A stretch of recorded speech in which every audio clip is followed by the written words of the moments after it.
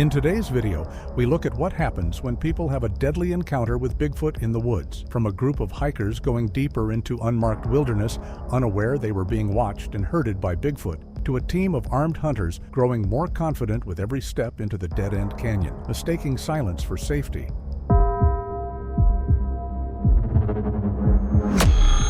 The first hiker was Mark Devlin, a former Marine, cocky as they come, the kind of guy who laughed at trail warnings taped to the ranger station door. He was alone, boots off, wading through the shallows of a river that cuts through 11 miles of dense timber where 3 other hikers had already gone missing that season. Missing under circumstances everyone now understands were caused by Bigfoot. The trail cam I'm looking at is bolted to a pine about 40 yards upstream, angled low across the water. You can see Mark splashing around, laughing to himself, completely unaware that Bigfoot is already in the river with him. That's the part that gets me every time I run this footage back. Bigfoot isn't approaching. Bigfoot is already there, submerged, patient, waiting in water that should be too cold and too shallow for anything that size to hide in. The water behind Mark rises, and it isn't a wave. It's a shape, darker than the riverbed, wider than any black bear that's ever been logged in this state, a hump of matted fur breaking the surface tension like a boulder learning to swim. Bigfoot doesn't roar.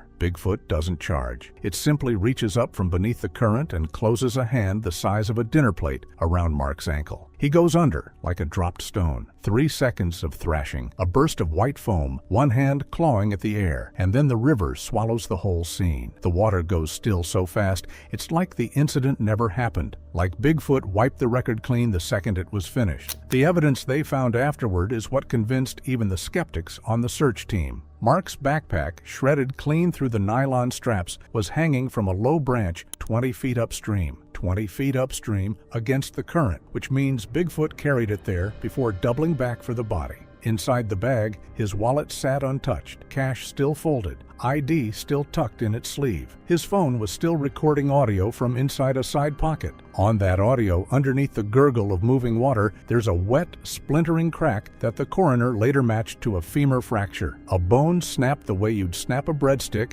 mid-limb, no hesitation. The most chilling detail wasn't the sound, it was the drag marks on the far bank, gouged 4 inches deep into wet clay, dragging in a straight line for nearly 60 yards before stopping dead at a sheer rock face. No footprints continuing past that point, no body recovered, then or ever. Just a wide smear where a slab of moss had been torn away in one violent motion, as if Bigfoot had gone vertical, scaling stone with a full-grown man clenched somewhere against its body and simply climbed out of the search radius entirely. I went back through 11 minutes of footage before that attack, hoping to find some earlier sign of Bigfoot in the frame, some warning the trail cam caught that Mark never saw. There isn't one.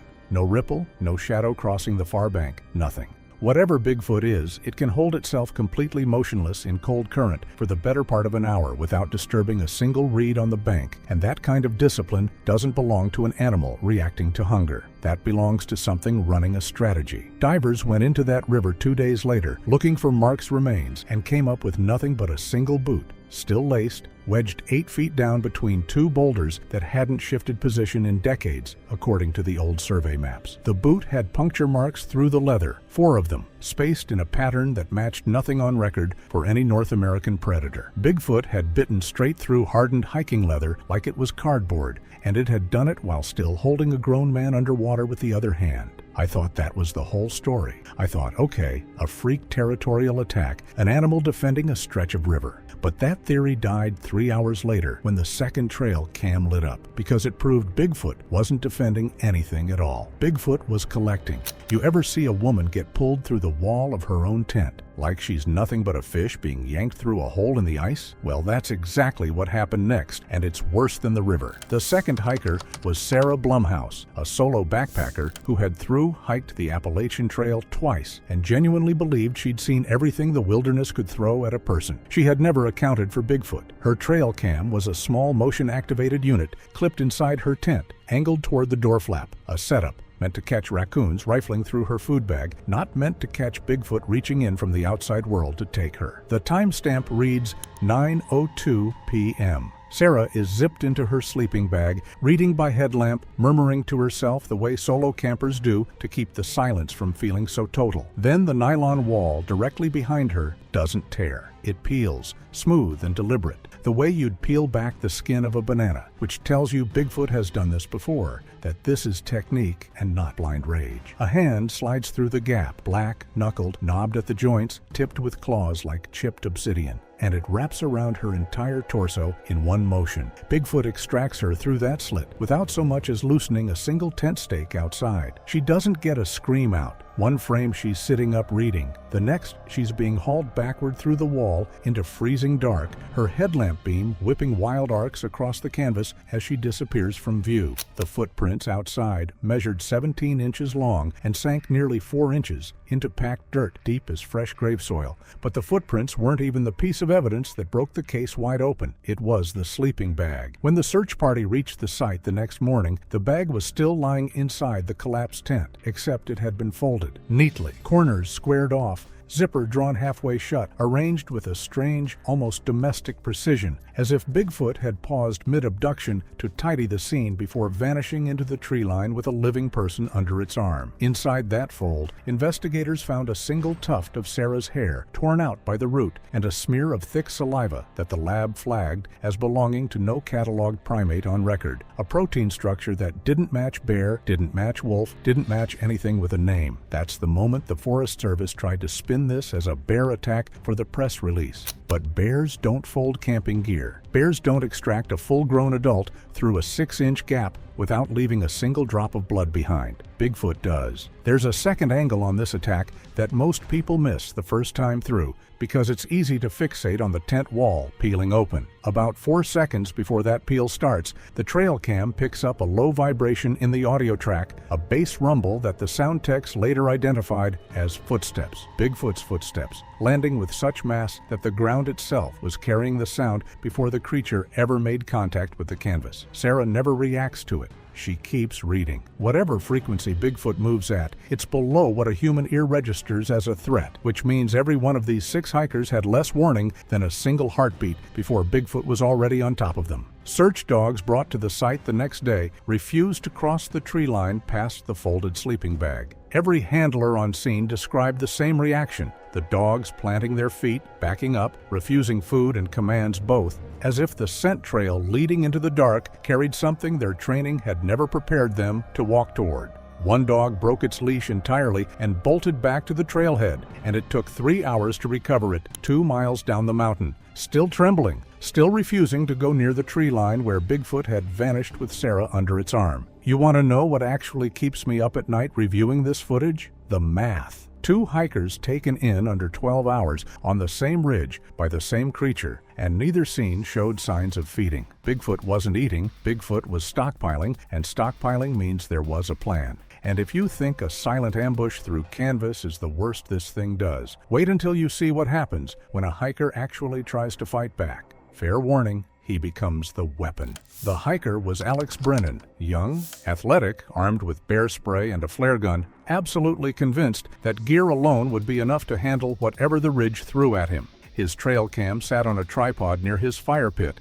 angled to catch his morning routine for a vlog he never got to finish. Timestamp 5:44 a.m. First light barely breaking over the ridge. He's cooking breakfast, laughing at his own jokes about the 17-inch tracks he found the day before, completely unaware that Bigfoot had circled back overnight and was already inside the tree line, 20 feet from where he was standing. This trail cam has captured much more of Bigfoot than I have time to show you in this video. That's why, if you click the link in the description, you can read about everything I have truly found. But I have to warn you, you will never think of Bigfoot the same ever again after reading my findings. Back to Alex now. Bigfoot comes out of that tree line at a full sprint, not a lumbering charge. A sprint, low and fast, closing the 20-foot gap in under 2 seconds. Easily 9 feet at full height, its shoulders wider than the fire pit itself, its fur a matted, rust-dark red that the footage catches rippling with the impact of each stride. Alex sees it first and swings the only weapon within reach, a cast-iron frying pan, directly at its skull. Bigfoot doesn't flinch.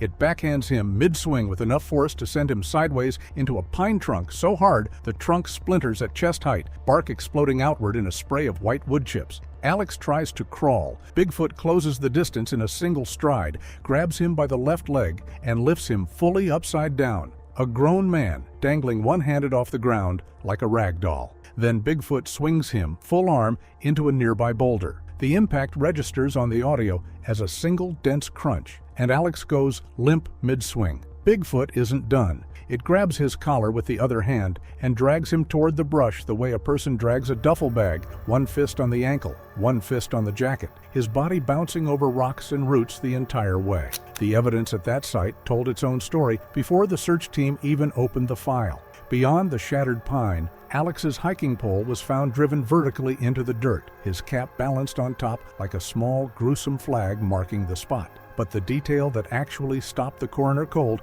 was a single tooth, 3 inches long, serrated along one edge, embedded so deep in the split pine bark that it had to be chiseled free. It wasn't a canine. Lab analysis called it a molar. A molar belonging to something that chews before it drags, and wedged in the roots of that molar was a strip of human skin. Bigfoot bites its victims before it ever bothers hauling them off. What most people miss on the first watch is the 11 seconds before Bigfoot ever breaks the tree line. The trail cam catches the branches at the edge of frame, swaying against the wind pattern, moving opposite the direction every other bough on that slope was leaning that morning. Bigfoot was already pacing the perimeter of Alex's camp, long before the frying pan ever came out. Circling, sizing up the terrain, choosing an angle of attack that put the pine trunk directly in Alex's escape path. That's not a startled animal defending territory. That's a hunt with a plan built in before the first move was made. The frying pan itself turned up 9 feet from the fire pit, folded almost in half along its own handle.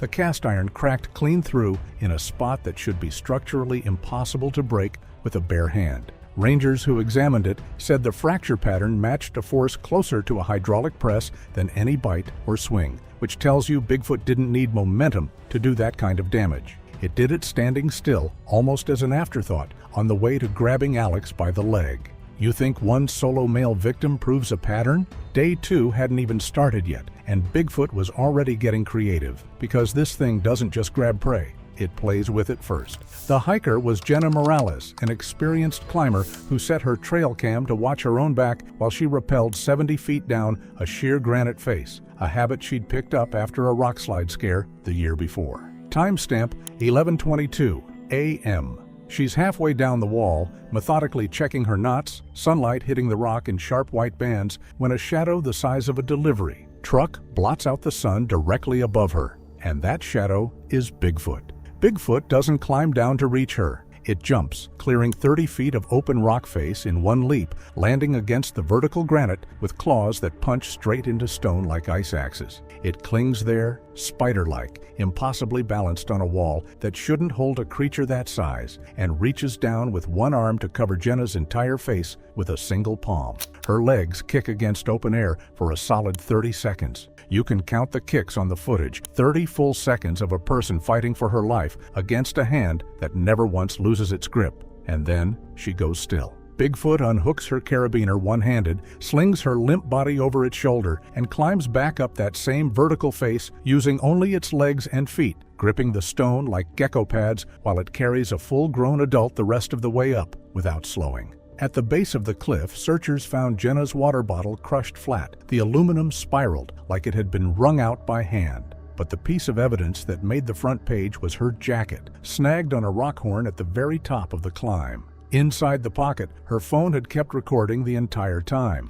The final frame on that video isn't the cliff face or the canopy below. It's Bigfoot's face, filling the entire lens from an inch away, inspecting the device with 2 flat yellow irises and no visible pupils, its breath fogging the glass with a cold that shouldn't exist in July. Jenna was never found. The only trace left behind was a single fingernail, hers, cracked and lodged into a crevice at the summit, as if she'd clawed at the bare stone with everything she had left, while Bigfoot carried her off into the canopy without breaking stride.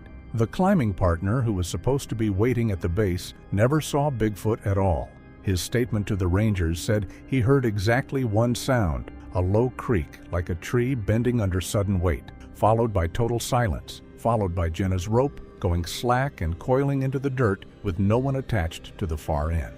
He looked up in time to see nothing but drifting rock dust where Bigfoot had launched off the wall, and by the time he processed what he'd witnessed, the canopy had already closed over the escape route like it had never been disturbed. Rangers rappelled that same face 2 days later to recover gear and found something they hadn't expected. 3 more sets of the same 17-inch prints pressed into a narrow ledge 60 feet up, a ledge with no trail access, no reasonable climbing route, nothing but sheer granite on every side. Bigfoot had been using that ledge as a waypoint, a resting shelf between the valley floor and whatever den it was hauling victims back to, which meant this stretch of cliff wasn't a hunting ground Bigfoot stumbled into. It was a route Bigfoot had already mapped out and used before. That closed out day 1.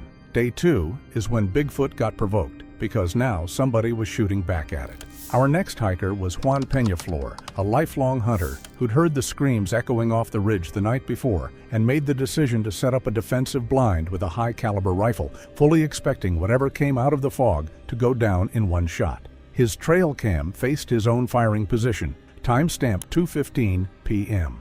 Through drifting fog, Bigfoot appears at the tree line, walking slow, upright, deliberate, arms swinging with a weight that makes the branches around it visibly shudder. Juan fires first, a direct center mass hit. Bigfoot doesn't even stagger. The fur along its chest ripples with the impact, and a thick, tar-black substance seeps out where the round entered, but the stride doesn't break. He fires again, then again, working the bolt as fast as his hands allow, emptying the entire magazine into Bigfoot's face and chest at close range. Bigfoot blinks once. That's the entire visible reaction to 6 rounds of high-caliber ammunition. It reaches into the blind, wraps one fist around the rifle barrel, and bends the entire weapon into a tight U-shape with a single flex of its wrist, the same way a person might bend a green twig. Then it takes Juan by the throat, lifts him clean off the ground to eye level, and squeezes. He doesn't struggle for long.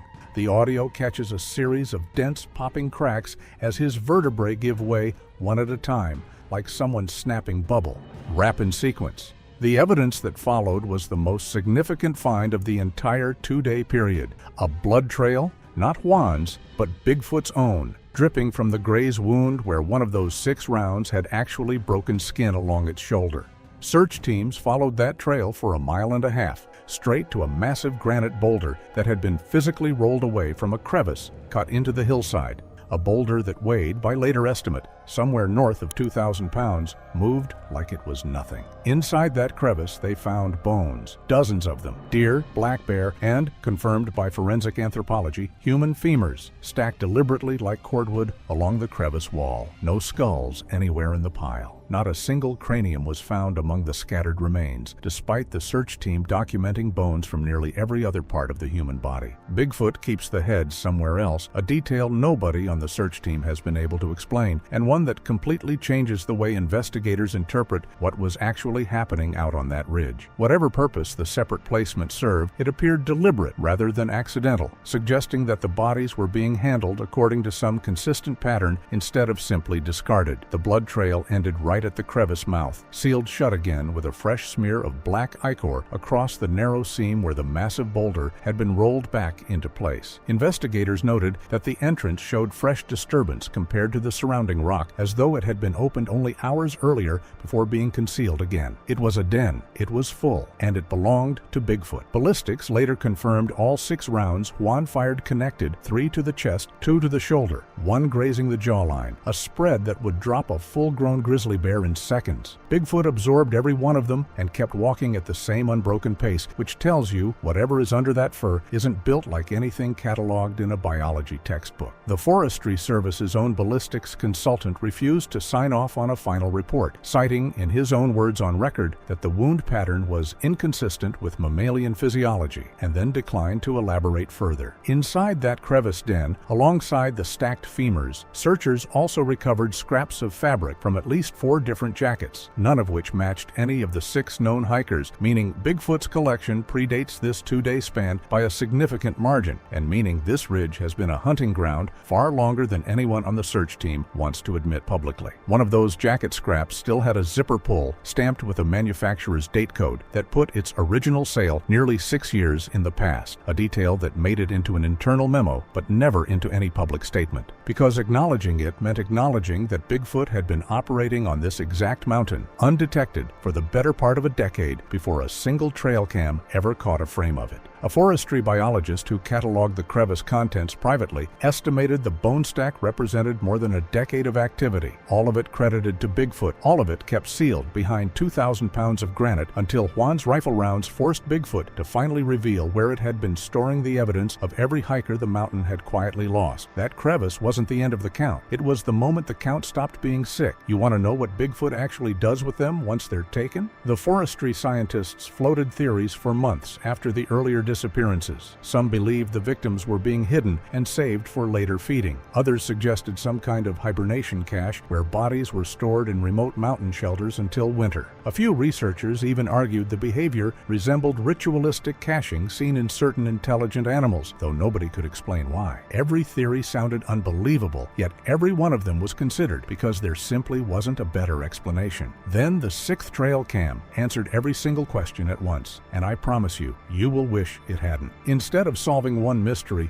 it opened several more that investigators spent years trying to explain, and it still wasn't the last file the Iowa Forest Service had to open that week. This is the one the Forest Service tried hardest to keep out of the public file. Even among investigators who had already reviewed the previous recordings, this was the footage that several reportedly refused to watch a second time. The hiker was Min Park, hiking solo, and he had the foresight, or the bad luck, to set up a trail cam facing directly into his own tent from about 10 feet away. He wanted to capture any wildlife wandering through camp overnight while also documenting his trip for himself. The camera had a clear, unobstructed view of the tent entrance and enough infrared illumination to record almost every movement after dark. He was inside, reading by headlamp, occasionally shifting in his sleeping bag as the forest remained completely still around him, when Bigfoot came crashing out of the underbrush. Every previous attack on this footage had been quiet, controlled, almost surgical. The creature had moved with deliberate patience, avoiding unnecessary noise until the exact moment it struck.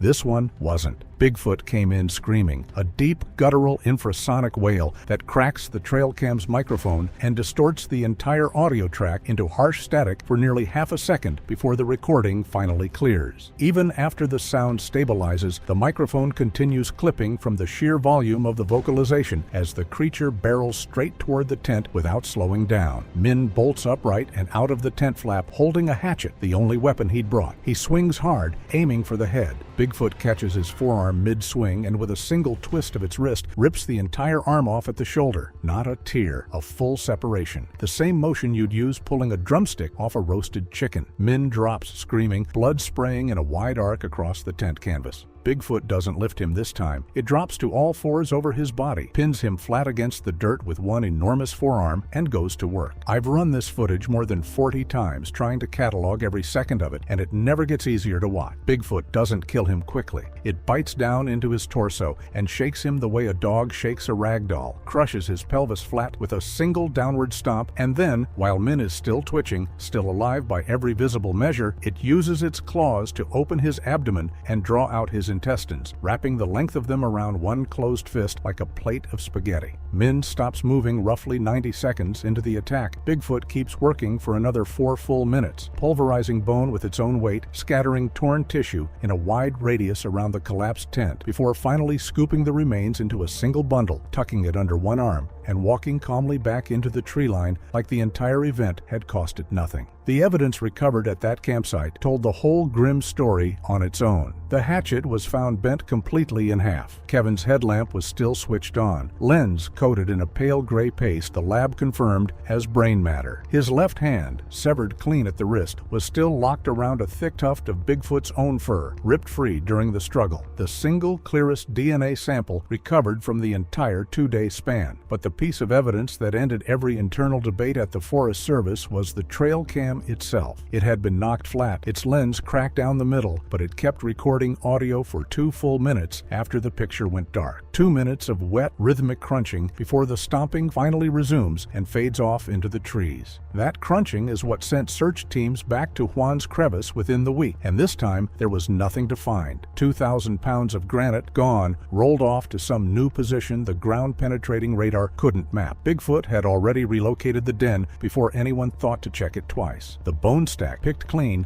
was gone with it, but the dogs at Min's site weren't done working. 12 feet from the collapsed tent, under 6 inches of disturbed soil, one of them turned up a second set of remains. And this set wasn't new. Those remains were badly weathered, partial, and matched through dental records to a hiker who'd been logged as missing more than 4 years earlier, long before this 2-day span ever began. The bone damage on that older set was identical to Min's. Same crush pattern on the pelvis, same twisting fracture at the shoulder joint where a limb had been separated whole. That makes 7 confirmed matches to the same set of jaws, not 6, and the forestry biologist cataloging the crevice never got to finish her count. 2 days after she filed her preliminary notes, a second trail cam, one she'd staked half a mile east on her own time at the mouth of a crevice she hadn't even logged with the department yet, caught movement, upright, 17 inches to a stride, moving away from her position, not toward it, which her field notes flagged as the only mercy in the entire case file. Bigfoot didn't discover this ridge 2 days before Mark waded into that river. Bigfoot has been working this exact stretch of mountain for years, quietly, methodically, long before a single trail cam was ever mounted to catch it in the act. And the count keeps moving. Every fresh set of prints logged since Min's site has walked a slightly different line than the last, never repeating a den once it's been found, never circling back to ground that's already been searched. Somewhere on that ridge right now, there's a 7th trail cam nobody has pulled footage from yet, strapped to a tree by a hiker who has no idea that something already knows exactly where that camera is mounted, and exactly when the battery light stops blinking red. 6 families are still waiting on remains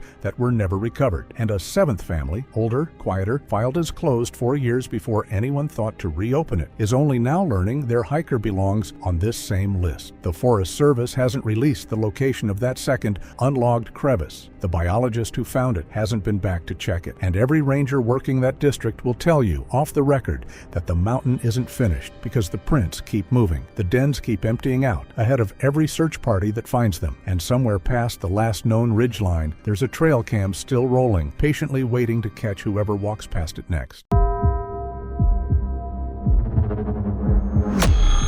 The stench hit me before the helicopter blades finished their death spin, carcass strung up between 2 pines like a grotesque piñata, wired with motion sensors and trail cameras. And as I stood there staring at that swaying, gutted thing, I felt it before I saw it, a weight pressing down from the tree line, patient and enormous. Then the branches 30 yards out shifted apart, and for 1 full second I was looking at the broad, hunched shoulders and matted brown fur of Bigfoot, watching us from the dark like we were nothing more than the next course. I didn't say the word out loud yet. I couldn't. Draven was already tapping at his tablet, announcing that his algorithm called this prime territory bears, cougars, maybe wolves, something trophy-sized. His voice cracked through the canyon like a gunshot, a man who had never once in his life learned to whisper. Lev stood beside him, wincing at the volume, clutching a canteen like it might bite him, asking if maybe they should keep it down since this was supposed to be hunting. Draven just laughed and clapped him hard enough to stagger him,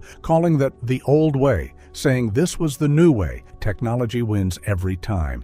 I stayed back and watched the tree line instead of the carcass. The birds had gone silent, not gradually, not the usual thinning symphony of jays and thrushes fading into evening, but all at once, a hard cutoff like someone had thrown a switch. Just whine through the needles and the whine of Draven's drone circling overhead. Then his voice sharpened. Movement, he said, 60 feet northeast, a big heat signature. I raised my binoculars and saw nothing but shadow and tangled salal, but I felt the same pressure I'd felt a moment before. Heavier now, closer. I told him to wait, that it was probably a bear, that we should hold position. He was already moving, rifle up, his $20,000 thermal scope glowing green against his eye, saying his algorithm predicted a window, and we only had 15 minutes. I went after him fast and low, every footfall deliberate. I found him crouched behind a fallen log, 60 feet in, rifle trained on a thicket, whispering that he saw something. I looked where he pointed and made out a shape through the leaves, dark brown, too broad through the shoulders for a bear. the arms too long. A rock the size of a bowling ball crashed into the deer carcass 150 feet behind us. The sound was sickening, a wet crack of splintering ribs, the thud of meat hitting dirt. A second rock followed almost immediately, then a third, each one landing closer to where we crouched than the last, walking toward us with an accuracy that felt less like an animal marking territory and more like a sniper adjusting for windage. Draven spun with his rifle swinging wild, demanding to know what that was. I grabbed his shoulder and forced him down, telling him not to move, not to breathe.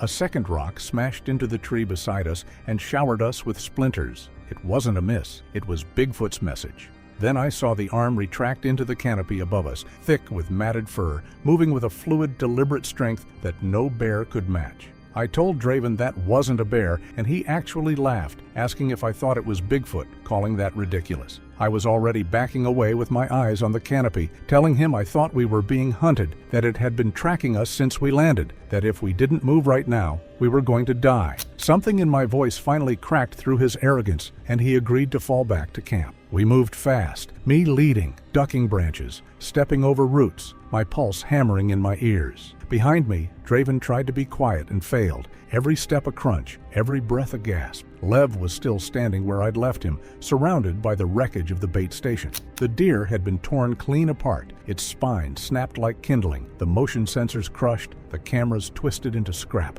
He was shaking, telling me he'd heard the crash and then seen something moving through the trees, something big that looked directly at him, with eyes that were intelligent, that knew he was there and simply didn't care. A branch cracked to our left, then another to our right, faster than before, Bigfoot circling us like it was pacing off the distance. I told them to run, and we ran. Our camp looked like a bomb had gone off in it. Tents shredded, food scattered across the dirt, every spare round of ammunition dumped out and crushed flat under something heavy. My satellite phone, our only link to the outside world, had been bent into a perfect U and left neatly on my sleeping pad, which scared me worse than the wreckage did because it meant Bigfoot had hands capable of precision, not just destruction. I walked the perimeter once, fast, cataloging everything the way I'd been taught to read a blast site. The footprints told their own story. 16 inches long, easily 8 inches across at the ball, pressed nearly 2 inches into packed dirt that hadn't taken a boot print all week. Whatever left them weighed somewhere north of 500 pounds, and Bigfoot had circled our camp 4 full times without a single snap twig loud enough to wake any of us. A 500-pound animal moving in total silence wasn't an animal at all, in any sense I understood. It was something that Bigfoot had been doing its whole life, and doing it well. Draven kept muttering the same curse over and over while his hands shook trying to reassemble his rifle. Lev sat on a log with his head down, breathing too fast. I ran the numbers the way I'd been trained to. No food, no spare ammo, no communication. 7 rounds left in my rifle, 6 in Draven's, Lev unarmed because Draven had called giving him a weapon a waste of bullets. Maybe 2 days of water if we rationed hard. I told them we needed to leave that night, weapons and water only, nothing else. Draven balked, saying we had $1,000 in gear sitting right there. I told him we had $1,000 in deadweight, that Bigfoot out there wanted us scared and trapped, and every hour we stayed put, it would get bolder. He argued for a while, demanding to know what I suggested, wandering the woods at night with no GPS and no comms. I told him I suggested we survive, which we would not do sitting still. Fear finally won out over his pride, and he agreed, though he insisted on bringing the drone, saying its battery was still full and he could scout ahead with it. I reminded him that thing had dropped a full-grown deer from 200 feet. He ignored me. Of course he ignored me. We packed in silence and moved southwest, aiming for a river I'd marked on the topo map, figuring we could follow the water down to the logging roads. Simple plan. Bigfoot had other ideas. There is much more I learned during this encounter. Things I can't openly reveal here on YouTube because they're too dark. The link in the description will lead you to everything I truly found out. Read at your own risk. We'd been walking maybe an hour when the first rock came whistling out of the dark behind us and slammed into the ground at our feet. Another warning from Bigfoot. We kept walking. I counted the interval between throws without meaning to, an old habit from counting mortar spacing, and the pattern was too even to be random. 4 seconds. Always 4 seconds. Like something was pacing us step for step and choosing its moment with a metronome in its head. The second rock caught Draven's pack and spun him half around. He cursed and kept moving, faster now, glancing over his shoulder every few strides. I heard Bigfoot shift position in the brush to our right, then go silent, then shift again 10 feet closer, a slow, methodical stalk that never once let us get comfortable with the direction. The third rock caught Lev square in the ankle, and he went down screaming, clutching his leg. I dropped to my knees beside him and probed the swelling, telling him it wasn't broken, but it was going to hurt for a long while, asking if he could still walk. He tried, gasped, and sat back down. I looked at Draven, already 10 feet ahead with his rifle up, and told him to help me carry Lev. He refused outright, saying he hadn't invited Lev along to slow him down, that if Lev couldn't keep up, that was on him. Lev looked at me with his eyes wet, saying Draven had never been like this when they were kids. I told him people change and hauled him onto my back in a fireman's carry. He was lighter than I expected. Months of stress had whittled him down. But even so, 150 pounds through broken terrain in the dark was brutal on my legs within minutes. We didn't stop. We couldn't. Every few minutes, Bigfoot crashed through the brush behind us, sometimes left, sometimes right, herding us the way I'd once been trained to herd an enemy into a kill box. Keep them moving, keep them exhausted, wait for the moment they can't run anymore. That moment came at the river. I was lowering Lev onto the bank to refill our canteens when the water exploded upward. Bigfoot's massive clawed hand shot out of the current, closed around his calf, and yanked him under in a single violent motion so fast I barely had time to register movement before he was simply gone, swallowed by the black surface without so much as a splash to mark where he'd been. His scream cut off into a gurgle. I hit the water without thinking, waist deep in the current, and grabbed a fistful of his jacket collar just as something below yanked him down harder, nearly pulling me under with him. I fired 3 rounds into the water where the hand had disappeared, the muzzle flash lighting up the surface in short white bursts, and on the third shot, Bigfoot's grip released him all at once, like a hand simply letting go rather than being forced to. He surfaced, gasping and choking,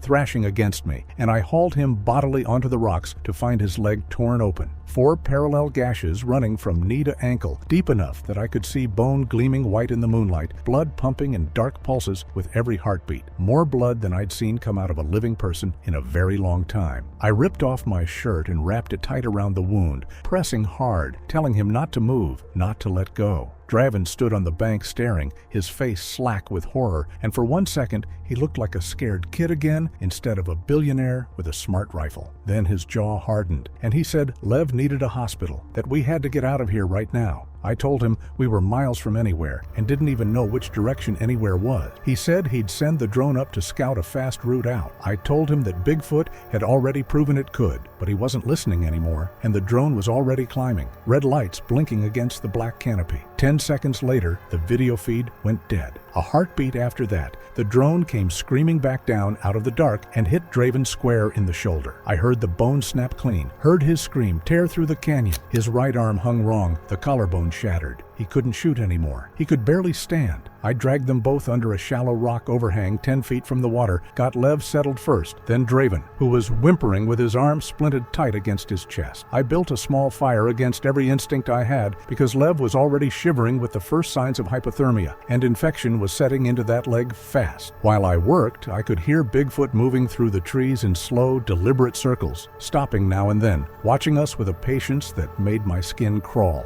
It wasn't hunting the way an animal hunts. It was waiting the way a predator waits when it already knows the outcome and is simply enjoying the wait. Somewhere around midnight, Bigfoot started throwing its voice. That's the only way I can describe it. A low, guttural moan rolled down from the ridge to our left, and before it even finished, an answering call came from directly behind us, close enough that I felt it in my chest. 2 sounds, 2 positions, at the exact same moment. I knew then it wasn't alone out there, or else it had a way of moving faster than sound itself, doubling back on us before the echo even settled. Either possibility turned my stomach. I kept the fire low and my rifle across my knees and didn't sleep a single minute, watching the tree line shift and settle with every gust of wind, unable to tell branch from limb, shadow from shoulder. Twice more before dawn, Bigfoot moved along the ridge above the overhang, dislodging a slow trickle of gravel that pattered down onto the rocks a few feet from where Lev lay shivering. Each time I raised my rifle and tracked the sound, and each time it stopped the instant I moved, like it knew exactly how far my barrel could swing and exactly when to freeze. I started to understand that we weren't dealing with instinct out there. We were dealing with calculation. That was when the branch came out of the dark, 15 feet long, stripped bare, sharpened at the tip like a spear, and it flew across the clearing and punched straight through the last standing tent, missing Draven's skull by inches and pinning his coat to the dirt. He scrambled backwards, screaming. The message was unmistakable. It could have killed him and chose not to. And now, the fear of what came next was worse than the wound itself. Dawn broke gray and cold, and we'd survived the night. Barely. Bigfoot had made sure we got no real rest, crashing through the brush every hour, screaming somewhere in the distance, hurling rocks just to keep us jerking awake. Lev was feverish now, his legs swollen and turning dark at the edges. Draven's bravado had cracked completely, replaced by a hollow, twitchy silence. I told them Bigfoot was hurting us, pushing us deeper into the mountains and further from any road. Draven argued we should dig in and let it come to us. I told him we had nothing to dig in with. No food, no spare ammo, no real shelter, and that staying meant certain death while moving at least gave us a chance. He couldn't argue with that, so we started walking. It left us alone for nearly an hour until we found our crushed drone, its memory card placed neatly on top. The footage showed Bigfoot filming us as we slept the night before, close enough to catch our breath, shattering Draven's composure and proving it had been watching us the entire time. Moments later, Bigfoot drove us away from the river and into an abandoned ranger cabin that seemed like shelter, until a massive shape silently unfolded from behind the wood stove inside. We crashed through a boarded window, abandoned everything we owned, and fled back into the forest, realizing Bigfoot hadn't chased us there at all. It had been waiting. We hit a ravine 20 minutes later, maybe 40 feet across, and deep enough that I couldn't see the bottom through the fog rolling along it. A single downed cedar spanned the gap, wet with moss, barely wide enough for one boot at a time. There was no way around it without adding hours we didn't have, so I went first, testing each step, feeling the trunk flex under my weight. Halfway across, the whole log shuddered hard enough to nearly throw me, and I heard Bigfoot shift its grip on the far end where the roots were still half buried in the bank. It was testing the wood the way you'd test ice, deciding whether to drop us all 40 feet onto rock, and for 3 full seconds I stood frozen over open air with nothing under my palms but wet bark. The shaking stopped as suddenly as it started, and I understood that it hadn't wanted us dead yet. Not like that. Not from a fall. It didn't get to watch up close. I got Draven and Lev across one at a time, both of them white-knuckled and silent, and the second, Lev's good foot, hit solid ground on the far side. The cedar gave way behind us and dropped into the fog with a crash that took nearly 2 full seconds to reach the bottom. The terrain dropped into a steep valley with a stream cutting through the bottom and thick undergrowth crowding both slopes. Bigfoot was all around us now. I could hear it breathing, close, patient. Lev collapsed, clutching his ruined leg, saying he couldn't go on. I told him just a little further that there was a ridge ahead. He grabbed my hand hard and said it wanted him, that it had been playing with him since the river, that it could have killed him then and chose not to because it wanted the others to watch.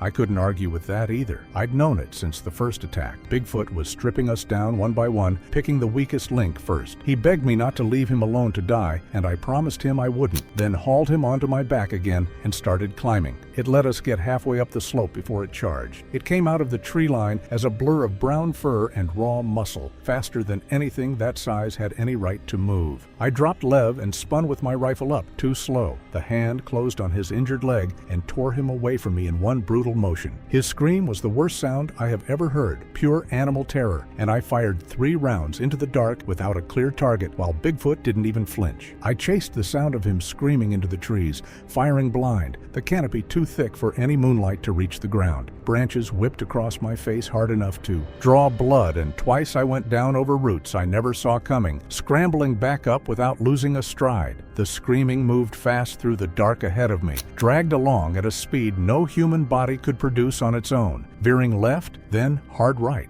Then suddenly straight up, the sound rising into the canopy itself before it cut off mid-note. Then the screaming stopped. I found his rifle first, snapped clean in half, and left, lying in the open like a taunt. Then I found him, still breathing, barely. His body had been folded wrong in a dozen places, ribs caved in, blood pouring from wounds I couldn't count. His eyes found mine and held there for one long second before he told me to run, and then he was gone. I don't know why I picked him up. I couldn't leave him there. I hauled his body back through the trees and set him down at Draven's feet, telling him his friend was dead. Draven's face ran through shock, then grief, then something else entirely, something I'd seen before in soldiers who'd been pushed past their breaking point. He started screaming into the trees that he would kill it, that it would pay, and he emptied his entire magazine into the darkness. 6 rounds wasted on nothing but shadow. Bigfoot used the gunfire as cover. It dropped from the canopy behind him before the echo even finished rolling down the valley, a full 15 feet of falling weight that hit the ground without so much as a grunt of effort and had its arms around his chest before he'd even registered the shadow crossing over him. He got out half a syllable, not even a full word, before the grip closed. I heard his ribs shatter one after another, a rapid stutter of cracks like knuckles popping, and then his body folded backward over a fallen cedar with a crunch that I still hear some nights when I close my eyes. His rifle clattered onto the rocks, empty, useless, and his legs kept twitching for 2 or 3 seconds after everything above his waist had already gone still, and then he was dead too.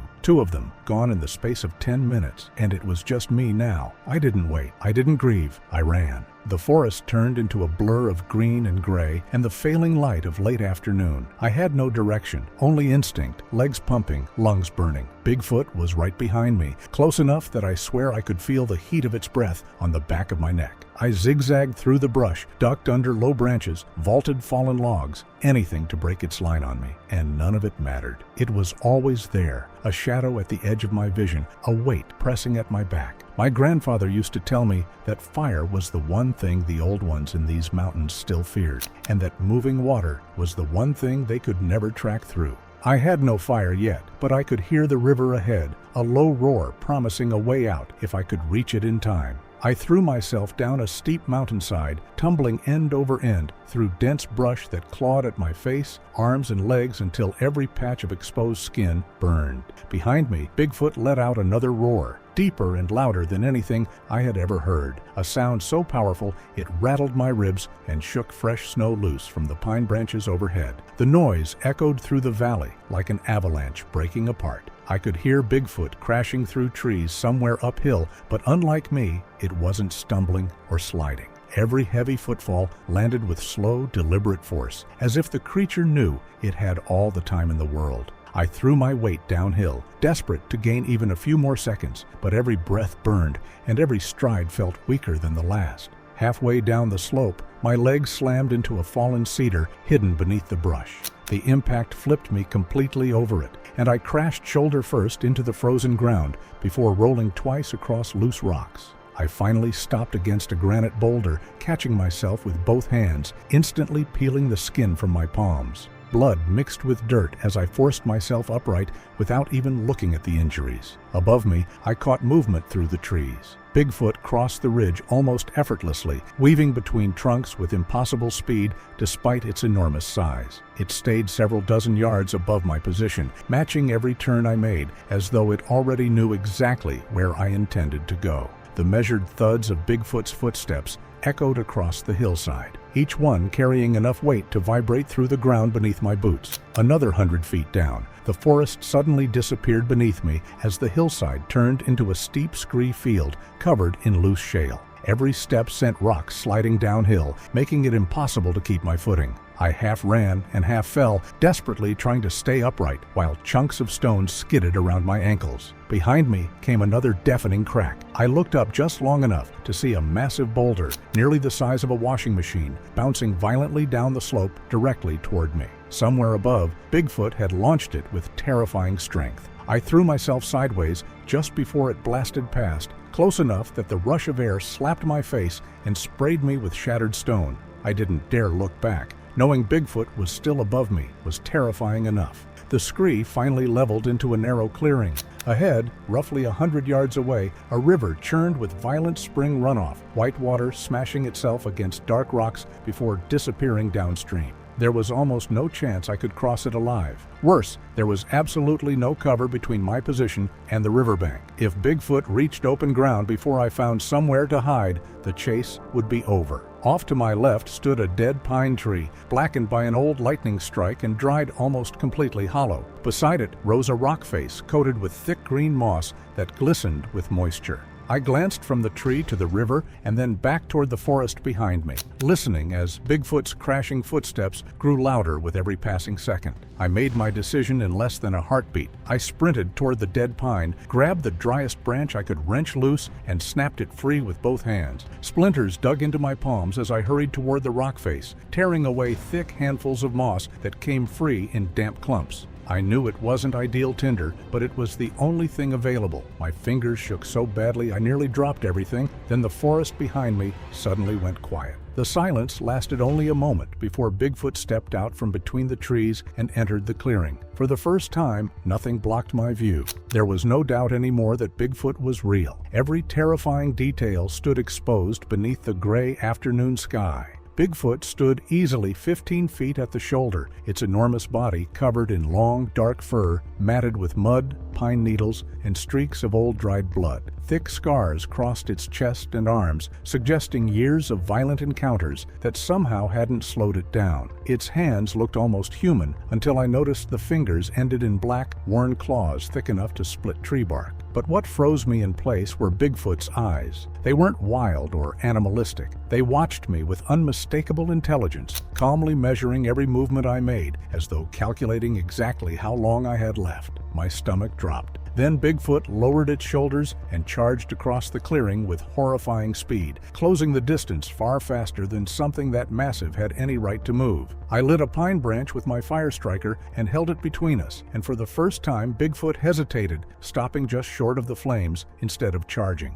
It circled, repeatedly testing both sides of the fire until I burned the back of its hand, but the hesitation lasted only seconds before Bigfoot reared up and slammed the ground beside me with enough force to shake the earth beneath my feet. I started backing toward the river, keeping the burning branch between us the whole way. 50 yards, 40, 30. It lunged and I swung the torch across its forearm, and the fur caught, and it let out a shriek that felt like it split my skull down the middle. But it didn't run. It came on faster, and I understood in that half second that the torch was never going to be big enough, that I was maybe 4 strides from the water, and it was maybe 2 strides from me, and the numbers didn't work no matter how I ran them. So I stopped running the numbers and threw the torch instead. Not at it, past it, into the wall of dead brush and dry grass banked up behind where it stood. The tinder went up like it had been waiting all season for a match. Flame walked the brush line in both directions at once, and inside 3 seconds there was a wall of fire between me and the last 50 yards of forest, cutting Bigfoot off from everything behind me. It reared back from the heat, and for 1 second, the only second in this whole story where I saw it hesitate, it just stood there with the fire climbing behind it, deciding. A spark had caught my sleeve somewhere in the throw. I didn't feel it until the heat crawled past my elbow, and by then, the whole cuff was burning. I didn't stop to think. I tore the jacket off over my head, burning zipper and all, and threw myself the last few feet into the river with it still smoking in my fist. The water was so cold it felt like being struck by something solid. All the air punched out of my lungs at once. It slammed me into a submerged boulder hard enough to bruise ribs, dragged me under, spun me so hard I lost every sense of which way was up, tumbling through a churning wall of white where rock and current and sky all blurred into the same gray nothing. My arms were screaming, the burns finding me all at once, now that the adrenaline had nothing left to spend, and I fought for air, found it for half a breath, lost it again as another wave rolled me under, and somewhere in that violent tumbling blur, I looked back once and saw Bigfoot standing on the far side of the fire, a black shape against the flame, not following. It didn't step into the shallows after me the way I'd braced for, and then the river bent hard to the left, and it was gone from sight, and the current pulled me under one final time before spitting me out into calmer water downstream. I don't remember much of what came after that. Cold beyond cold, the current finally letting go of me, somewhere in the flats, my arms burning worse than the rest of me combined. I must have hauled myself out on instinct, because the next thing I knew, I was on my hands and knees in gravel, and past that there was a strip of hard-packed dirt that my body somehow recognized as a road before my mind caught up to it. I don't remember walking it. I remember headlights, and a logging truck grinding to a stop, and a driver named Hollis half carrying me into the cab, shouting into his radio that he needed EMS at the mile marker, that there was a man in the road bleeding and burned. As the truck pulled out, I twisted around to look through the back window. Out past the tree line the road cut through. On the ridge above the valley, just for a second before the trees closed over it, I saw Bigfoot standing in the open, not moving, not following. It wasn't hunting anymore. It was watching the truck go. And if I'm being honest about what I saw in that half second, and I've had a long time to decide whether I'm being honest with myself, it looked almost satisfied, the way you'd look watching something you built finally work. Trail cam 4 kicks on at 6:02 in the evening, and the first thing I notice isn't the rangers setting up camp. It's the ridgeline 400 yards back, sitting there in the wide shot like a smudge somebody forgot to clean off the lens. 15 minutes later, at 6:17, a low-frequency pop rolls across the audio track, the kind of sound that doesn't belong to wind or branches or anything with a name. I rewind it 3 times before I let myself keep going, because that's the moment Bigfoot enters this footage, standing dead still on that ridge for 4 straight minutes, its head swaying side to side with a rhythm that's way too deliberate to be an animal grazing or scratching an itch. This is a body reading a room.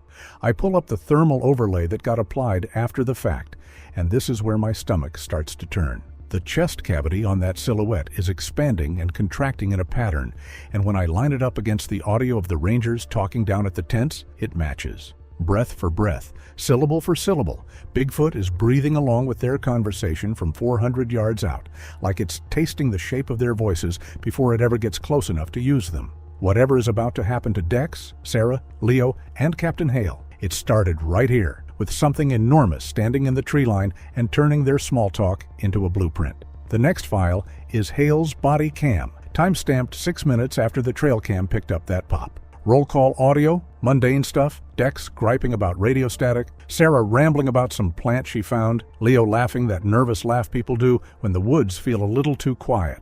I almost skip past it until I isolate the ambient track and hear it, a fractional second echo writing underneath Hale's own voice, a harmonic duplication that has no business existing in an open field with no canyon walls to bounce off of. I check the delay against the distance to that ridge, and it lines up exactly. Bigfoot isn't just watching, Bigfoot is already rehearsing. By the time I get to the crime scene photographs, the tent is sitting there, almost peaceful, which is somehow worse. A coffee mug, Sarah's botanical journal flipped open to a blank page like she never got the chance to write in it. A signal booster nobody thought to check before they went to sleep. And then, right outside the tent flap, pressed into soft mud and facing inward toward where the rangers slept, a single dermal ridge print, twice the size of a grown man's palm. The ridge is so uniform, it reads less like a footprint and more like a signature. Bigfoot stood there while 4 people slept 10 feet away, close enough to reach in, and chose to just look instead. I sit with that print for a long time before moving forward because it tells me something about what this is. This isn't a startled animal wandering into a camp by accident. Bigfoot came to that tent on purpose, stood at that flap on purpose, and left that mark on purpose. Everything after this point in the footage is going to be Bigfoot closing a loop it opened in that first hour. And once I understand that, the rest of the night stops looking random and starts looking like a countdown. Cameras 7 and 12 pick up the next stretch between 8:15 and 10:40, and stacking the 2 angles together is what finally shows me the full shape of what's circling that camp. Bigfoot is out there at 200 yards now, tighter than before, moving in a slow counterclockwise loop around the tents. The thermal catches 2 smaller heat signatures flanking it on either side, and that detail alone changes the whole tone of this file for me. This isn't one creature stalking 4 rangers. This is a family unit working a perimeter, and Bigfoot is the one running point. Camera 12 has the piece of audio I can't get out of my head, no matter how many times I mute it and try to move on. Bigfoot opens its mouth, and instead of a growl or a roar, out comes this guttural, rapidly shifting collage of human words, stitched together with no grammar and no mercy. Sarah's laugh spliced against Hale barking, hold position, Leo's frightened little exhale looped into the mix like a drum beat. It's not talking, it's sampling. Bigfoot has taken 3 hours of ambient conversation and turned it into something closer to a chant, and it's playing that chant back into the dark like it's testing which piece gets the strongest reaction. Sarah's body cam picks up her trip down to the creek at 9:30, and this is where the sampling stops being abstract and starts getting personal. Her mic catches a whisper clean enough to transcribe, a voice doing an impression of her mother, telling her how cold it is and asking her to come find them. She spins the light around fast, and it lands on a tree that's been debarked in a perfect spiral from root to crown, stripped clean like something ran a blade around it in one continuous motion. Nobody is in frame.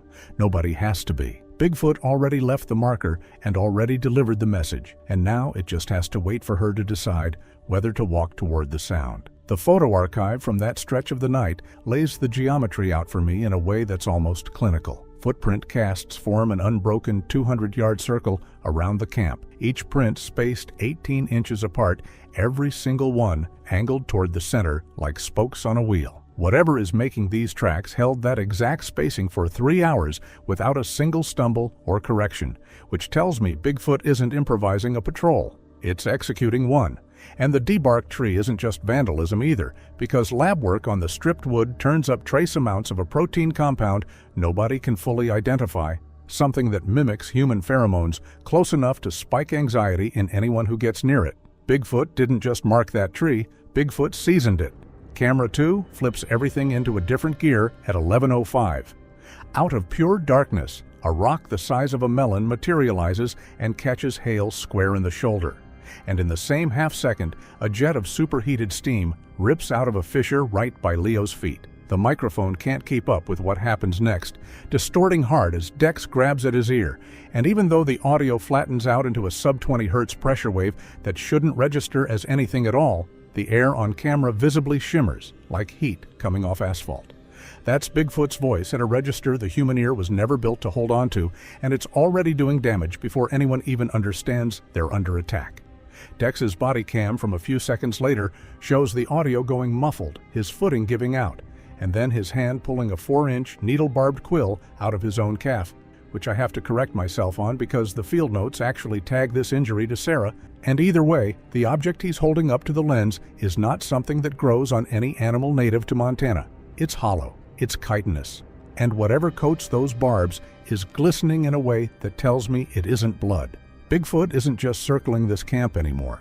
Bigfoot is testing what these 4 rangers are made of, one small, deliberate injury at a time, and none of it looks like an accident of nature. The forensic reports from this stretch are the part that really gets under my skin because they keep ruling out every normal explanation one at a time. Haley's shoulder shows a compression bruise with 0 blunt force trauma to the fabric, meaning whatever hit him applied that force through the air itself, hydrostatically, without a projectile ever actually striking the uniform in the way a thrown rock should. Leo's burned fingers trace back to soil that only melts north of 400 degrees Fahrenheit, confirming that steam vent didn't open on its own. It got triggered by a percussive strike to the ground, timed perfectly to Leo's position. And the quill pulled from the ranger's leg carries a neurotoxin built for exactly one purpose: freeze the muscles and crank the ears up so high that every whisper Bigfoot makes afterward lands like a shout pressed right against the skull.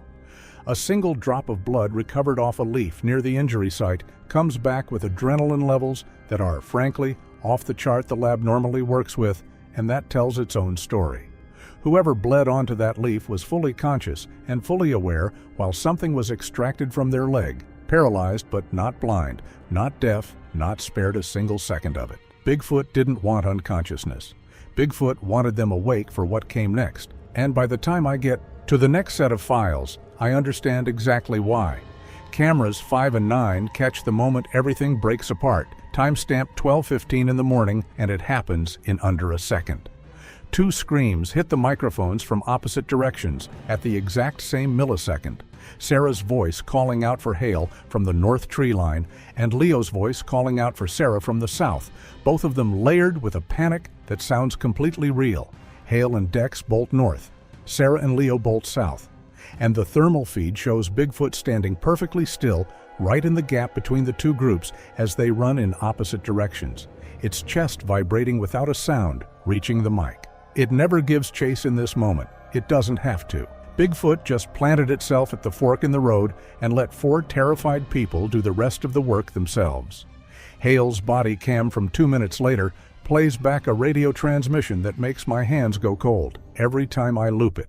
It's Sarah's voice, technically pitch perfect, except the words are wrong for who Sarah actually is, describing her legs being crushed and begging Hale not to leave her behind.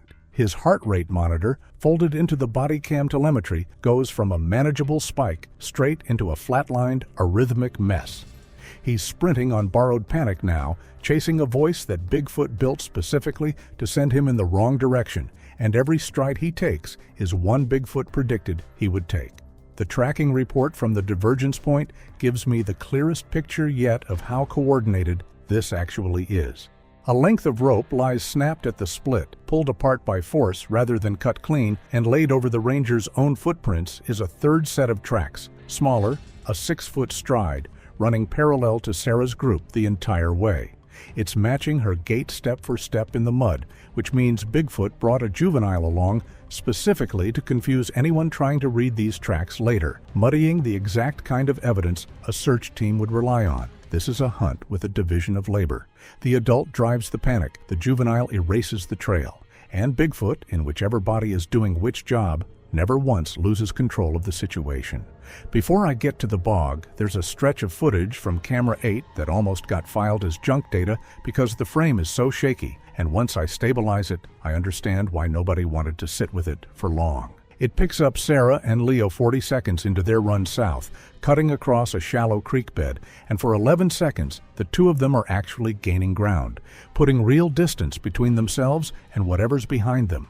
Then a shape drops out of the canopy directly into their path, not the adult, something leaner, faster, moving on all fours for 3 full strides before rising up onto 2 legs at the last second. Bigfoot doesn't touch either of them. It just plants itself in the creek bed, forcing their sprint to bend hard to the left, funneling them off the flat ground and up toward the rocks, toward the exact terrain that later holds the fissure. I watch that 11-second stretch 4 separate times before I accept what it actually shows me, which is Bigfoot herding, not chasing, correcting their path the way a sheepdog corrects a flock without ever once biting down. Leo's own body cam catches a few frantic seconds of that same detour, his light swinging wildly across bark and stone, and buried under his own ragged breathing is a second breathing pattern, lower, slower, keeping perfect pace behind him, no matter how hard he pushes.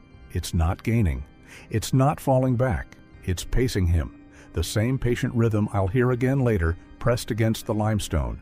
And hearing it here first tells me Bigfoot had already picked Leo's ending before Leo had picked his hiding spot. The search team's tracking log backs this up with something I almost skipped past on my first read, a secondary print trail branching off from the main chase route, cutting at an angle that intercepts the fissure a full 2 minutes before Leo's own footprints arrive there, meaning whatever was hurting him had already scouted the exact crack in the rock he was about to think was his own idea. There's a smaller piece of physical evidence from this same stretch that the initial report almost buried in a footnote, a snapped carabiner recovered from the creek bed, still clipped to a torn loop of nylon, webbing that used to be part of Leo's climbing kit.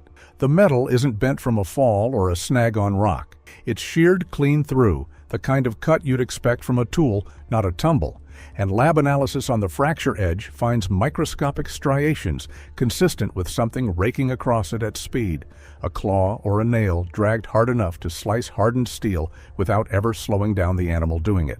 Bigfoot didn't need to grab Leo to control him. Cutting one strap at the right second was enough to make sure he couldn't climb his way out of the path being laid out for him.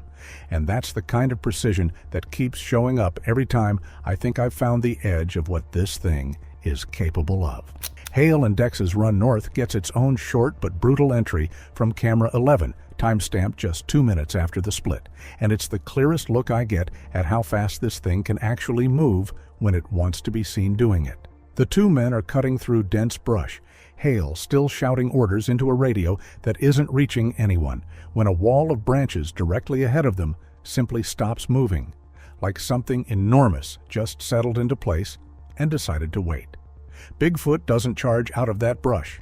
It just stands up out of it, unfolding to a height that makes both men flinch backward without either one screaming, and for a full 2 seconds, the 3 of them are frozen in the frame, predator and prey sizing each other up before Bigfoot simply steps sideways and lets them pass.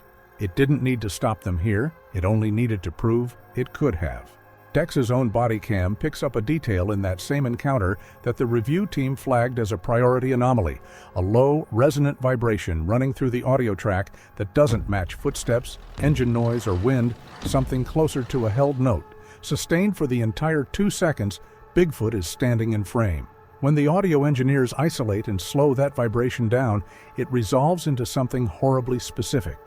A stretched, guttural fragment of Dex's own name, dragged out so long it barely sounds like language anymore. Bigfoot wasn't just standing there. It was already speaking to him, low enough that his conscious brain never registered it as words, planting something that wouldn't surface again until he was face down in that bog. 40 minutes later, listening to his own breath get echoed back at him. The physical evidence from this stretch is thinner than the rest, mostly because neither man stopped moving long enough to leave much behind. But the search team does recover one object worth noting: Hale's spare radio battery found 40 yards off the main route. Its casing split open, not by impact, but by what the report describes as compressive force applied evenly across the entire shell, the kind of pressure you'd get from a hand large enough to wrap fully around a device built to survive a fall onto rock. Bigfoot didn't drop that battery by accident during a chase. Bigfoot picked it up at some point during those 2 frozen seconds, crushed it in one motion, and let it fall, a small, silent guarantee that whatever call Hale was trying to get out that night was never going to leave the valley. Camera 14 picks up Dex at 1:03 in the morning, stumbling into a stagnant peat bog in the dark, and what I watch next is the slowest, most deliberate thing in the entire file. Bigfoot stays up on the bank, uproots a dead 12-foot spruce like it's pulling a weed, and uses the trunk as a lever to press Dex face down into the black water. There's no frenzy to it. The pressure comes in a steady, 3-minute rhythm, calibrated, patient, the massive hands gripping that branch and holding steady the way someone holds a door shut. Bigfoot isn't drowning Dex out of aggression. Bigfoot is drowning him on a schedule. Dex's own body cam is the hardest file in this whole case for me to sit through. The lens goes half submerged, all murky water and rising bubbles. And underneath it, his own labored, gurgling breathing gets broadcast right back at him from somewhere above the surface. Bigfoot is exhaling in perfect sync with Dex's own dying breaths, looping his last moments back into his ears as they happen, and when his final exhale finally comes, it's answered by one massive, booming inhale from directly above the water. He goes under, listening to his own death get rehearsed by something that learned to breathe exactly like him hours earlier. On that ridge, that opening scene with the chest cavity mimicking their conversation, this is what it was building toward the whole time.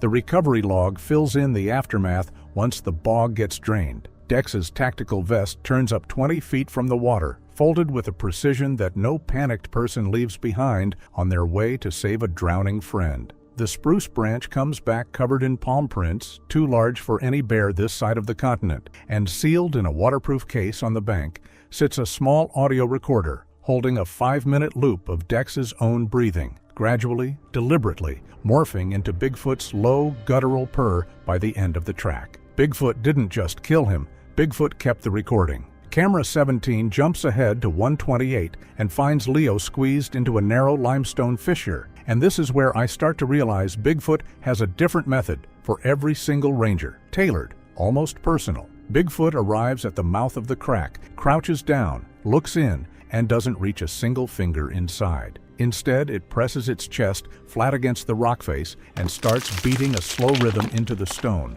one heavy thump every 2 seconds, and the camera sensor actually picks up the surrounding rock, shuddering fine dust sifting down off the ceiling with each impact. Leo's body cam is total darkness at this point, just his own voice whispering that he's safe right before the infrasound hits and proves him wrong. When I run the audio through a filter, it comes back locked onto a sustained 12 Hz, which happens to be close to the resonant frequency of human bone and calcium carbonate both, meaning Bigfoot picked this exact rhythm on purpose, aimed at the exact material trapping Leo and the exact material holding his skeleton together. His scream cuts off mid-breath as the ceiling above him starts shattering into sand, raining down in sheets, and the very last thing the microphone captures before the lens cracks and dies is Bigfoot humming, note for note, the same lullaby Leo's mother used to sing him, played back with a precision that leaves no room to call it coincidence. The excavation crew digs 15 feet into that collapsed fissure and comes up with nothing but pulverized limestone dust and Leo's crushed helmet, flattened the way a hydraulic press flattens a can, and yet there's no blood, no tissue, nothing you'd expect from a body caught under that much rock. What they do find, laced through the dust itself, is a fine red-tinged particulate that matches Leo's DNA, which tells me his body wasn't just buried under that stone. It got folded into it.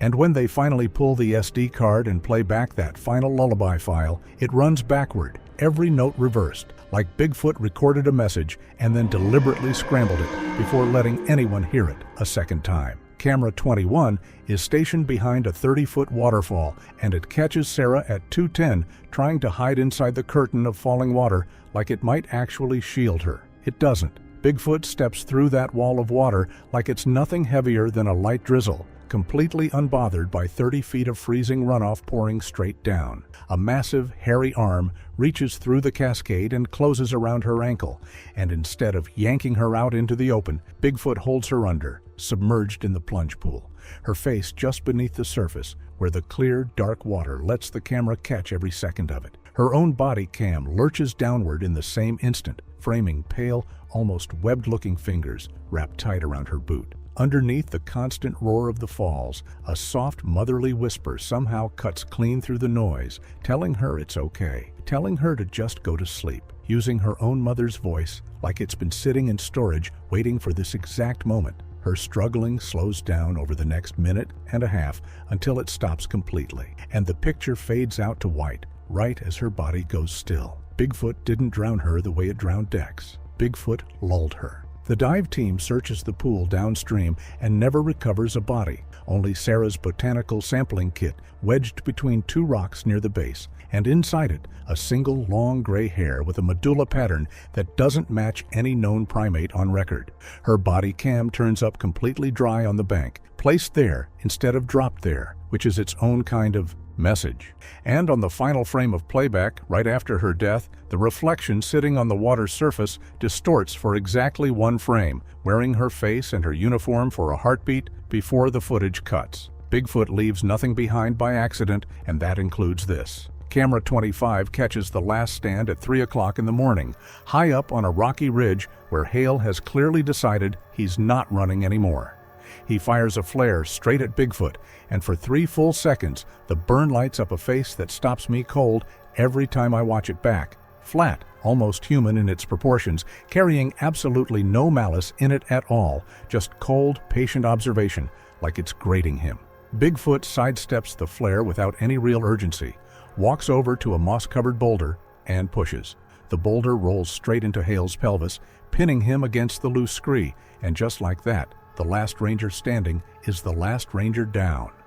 Hale's body cam tips up toward a dark, empty sky, his breathing already ragged, and he keys his radio one final time, ordering whoever might still be listening to acknowledge his transmission, his voice carrying every ounce of command he has left in him. Bigfoot steps into frame, leans down over him, opens its mouth, and answers him back in his own voice, his own baritone, his own authority, repeating his final order back to him word for word with an inflection so exact it sounds like a recording rather than a mimic. Then it just turns and walks off, leaving him pinned there to bleed out in the cold while his own voice keeps bouncing off the canyon walls for 4 more minutes before the breathing on the track finally goes quiet. The recovery photo shows that boulder still sitting exactly where it landed, and underneath it, his crushed radio and his loaded flare gun, both useless in the end. The forensic audio team pulls a 10-minute file off that radio, and the first 5 minutes are exactly what you'd expect. His death rattle slowing down in real time. The second 5 minutes are the part nobody in that lab was prepared for. Bigfoot's voice reciting his military serial number, his wife's name, and his home address. Information it had no earthly way of gathering except by pulling it straight out of his own sub-vocalized dying thoughts. Bigfoot didn't just kill Captain Hale. Bigfoot went through his head on the way out. Camera 1 gives me the widest angle in the whole archive, a valley-wide overview at 5:30 as the sun starts coming up over the ridgelines. And this is where the file stops being about 4 individual deaths and starts looking like a system. Two juvenile shapes come out of the tree line first, moving calm and unhurried, and they don't touch a single body because there are no bodies left to touch. Instead, they move from kill site to kill site, gathering up helmets, vests, boots, whatever gear got left behind, and hauling it all back to a clearing where they lay it out in 4 neat, deliberate piles, one for each ranger, arranged with a kind of ritual care that has no reason to exist unless it means something to them. Bigfoot arrives last, walks straight to Dex's recovered audio recorder sitting among the gear, and plays that breathing loop back one more time into the open morning air, and both juveniles lift their heads toward the sound at exactly the same moment, like students following a lesson. That's the detail that stays with me longest out of everything in this footage, the idea that whatever happened to these 4 rangers overnight wasn't just an attack, it was a demonstration, something Bigfoot was actively teaching to the next generation standing beside it. A dense fog bank rolls into that clearing faster than any fog has a right to move, swallowing the piles, the juveniles, and Bigfoot itself. And by the time Camera 1 clears up enough to see anything again, the valley is empty, like none of it ever happened at all, except for 4 cameras worth of footage saying otherwise. Every time I think I've reached the bottom of this file, another detail surfaces that pushes the whole picture further than I want it to go. And that's really the through line of this entire night. 4 trained rangers walked into that valley with radios, flares, and each other, and Bigfoot took every one of those advantages and turned it into exactly the tool needed to end them.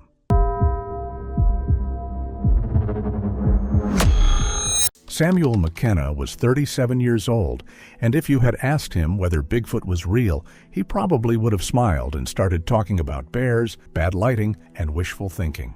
He was a field researcher specializing in large mammal ecology who'd spent years studying wildlife in some of the most remote forests in North America, and he had a reputation for explaining away the unexplained. Sam left for what he expected would be a routine 5-day research expedition. He'd done trips like this plenty of times before, hiking deep into the forest to document wildlife that most people never got to see. The tracks started less than a mile from camp. Sam noticed them while following what he thought was a game trail, and right away they bothered him. Not because they were huge, although they were, but because they didn't look like anything he was used to seeing. They weren't hoof prints or paw prints, and they definitely weren't from a bear. Each one looked almost human. His first instinct wasn't Bigfoot. It was that somebody else had wandered into the area barefoot, which would have been strange enough on its own. But the deeper he looked, the less that made sense. The stride was too long, the impressions were far too deep, and whatever left them had moved through thick brush that would have slowed down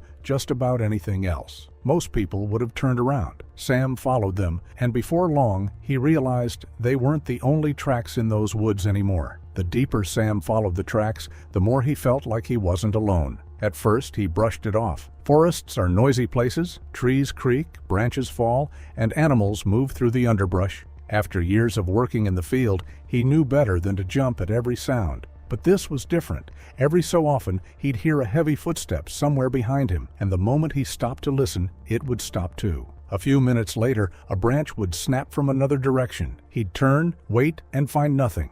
It happened often enough that even Sam started paying attention because whatever was out there seemed determined to stay just out of sight. He made it back to camp before sunset, but one thing stayed with him for the rest of the day. That night, he found out he wasn't imagining it. By the time the sun went down, Sam had convinced himself the strange feeling would pass. He cooked dinner, organized the day's photos, and recorded his usual video log. He even joked that if those footprints ended up belonging to the world's most athletic bear, he was never going to hear the end of it from his friends. Sometime after midnight, he woke up to the sound of something moving outside his tent. At first it was slow, almost careful, like heavy footsteps trying not to make any noise. A few moments later, the footsteps came back from a different direction. For the next 20 minutes, whatever was outside circled the campsite without ever coming into view. Every so often, a branch cracked under an incredible amount of weight, then the forest would go silent again. Sam never unzipped the tent, and honestly, I probably wouldn't have either. When morning came, he stepped outside expecting to find tracks from a bear or an elk. Instead, the same enormous footprints from the day before circled the campsite just beyond the trees. Whatever had walked around his camp that night was still out there, The question was, would Sam find it first or would it find him? The next morning, he didn't waste any time. After taking a few more photos of the footprints around camp, he packed his gear, grabbed the camera, and started following the trail again. Whatever had been outside the tent had left a path that was surprisingly easy to follow, almost like it hadn't cared whether anyone found it. About an hour later, the trail opened into a small clearing. That's where he saw it. Standing between two trees was a massive figure, covered in dark brown hair. It was easily 8 feet tall, with broad shoulders and arms that hung unusually low at its sides. It wasn't crouching or hiding. It was standing completely still, facing in his direction. Instead of running, he did exactly what you'd expect a researcher to do. He raised the camera. The recording lasted only a few seconds before the creature calmly stepped behind a thick pine tree. He kept filming, fully expecting it to come out the other side, but it never did. By the time he reached the tree, the creature was gone. There was nowhere it could have disappeared to that quickly, and the only thing left behind were the same enormous footprints pressed deep into the forest floor. Later that afternoon, while recording his daily video log, he looked into the camera, let out a quiet laugh, and said, "Well, I guess Bigfoot's real." Honestly, I don't think even he realized that was only the beginning. From that point on, the trip wasn't about proving Bigfoot existed anymore. He'd already done that for himself. What he wanted now was to understand what he had just seen. The strange part was how easy it was to find again. Later that afternoon, he spotted it a second time, this time moving slowly along a ridgeline about 200 yards away. It never ran. It never looked startled. If anything, it seemed completely comfortable with the fact that someone was watching. He still thought he was the one observing Bigfoot. He had no idea it was starting to let him get closer. The more footage Sam reviewed, the less Bigfoot made sense. Every large animal he'd ever studied had one thing in common. The moment they realized a person was nearby, they either ran, hid, or became defensive. Bears didn't stand around waiting to be filmed. Wolves certainly didn't. They avoided people whenever they could. Bigfoot did neither of those things. That afternoon, he found it again, feeding along the edge of a clearing. Instead of disappearing when it noticed him, it simply looked up for a few seconds before going back to what it was doing. It wasn't frightened, curious, or defensive. That's what really caught his attention. In one of his notes that evening, he wrote that Bigfoot didn't seem comfortable around people. It seemed familiar with them. There's a big difference between those two things. During his video log that night, he laughed and said, "I've spent years trying to get bears to ignore me. Turns out the only thing that doesn't care that I'm here is Bigfoot." Leave it to Sam to crack a joke after spending the day filming Bigfoot. I don't think he realized he had just described the most unsettling part of the entire story.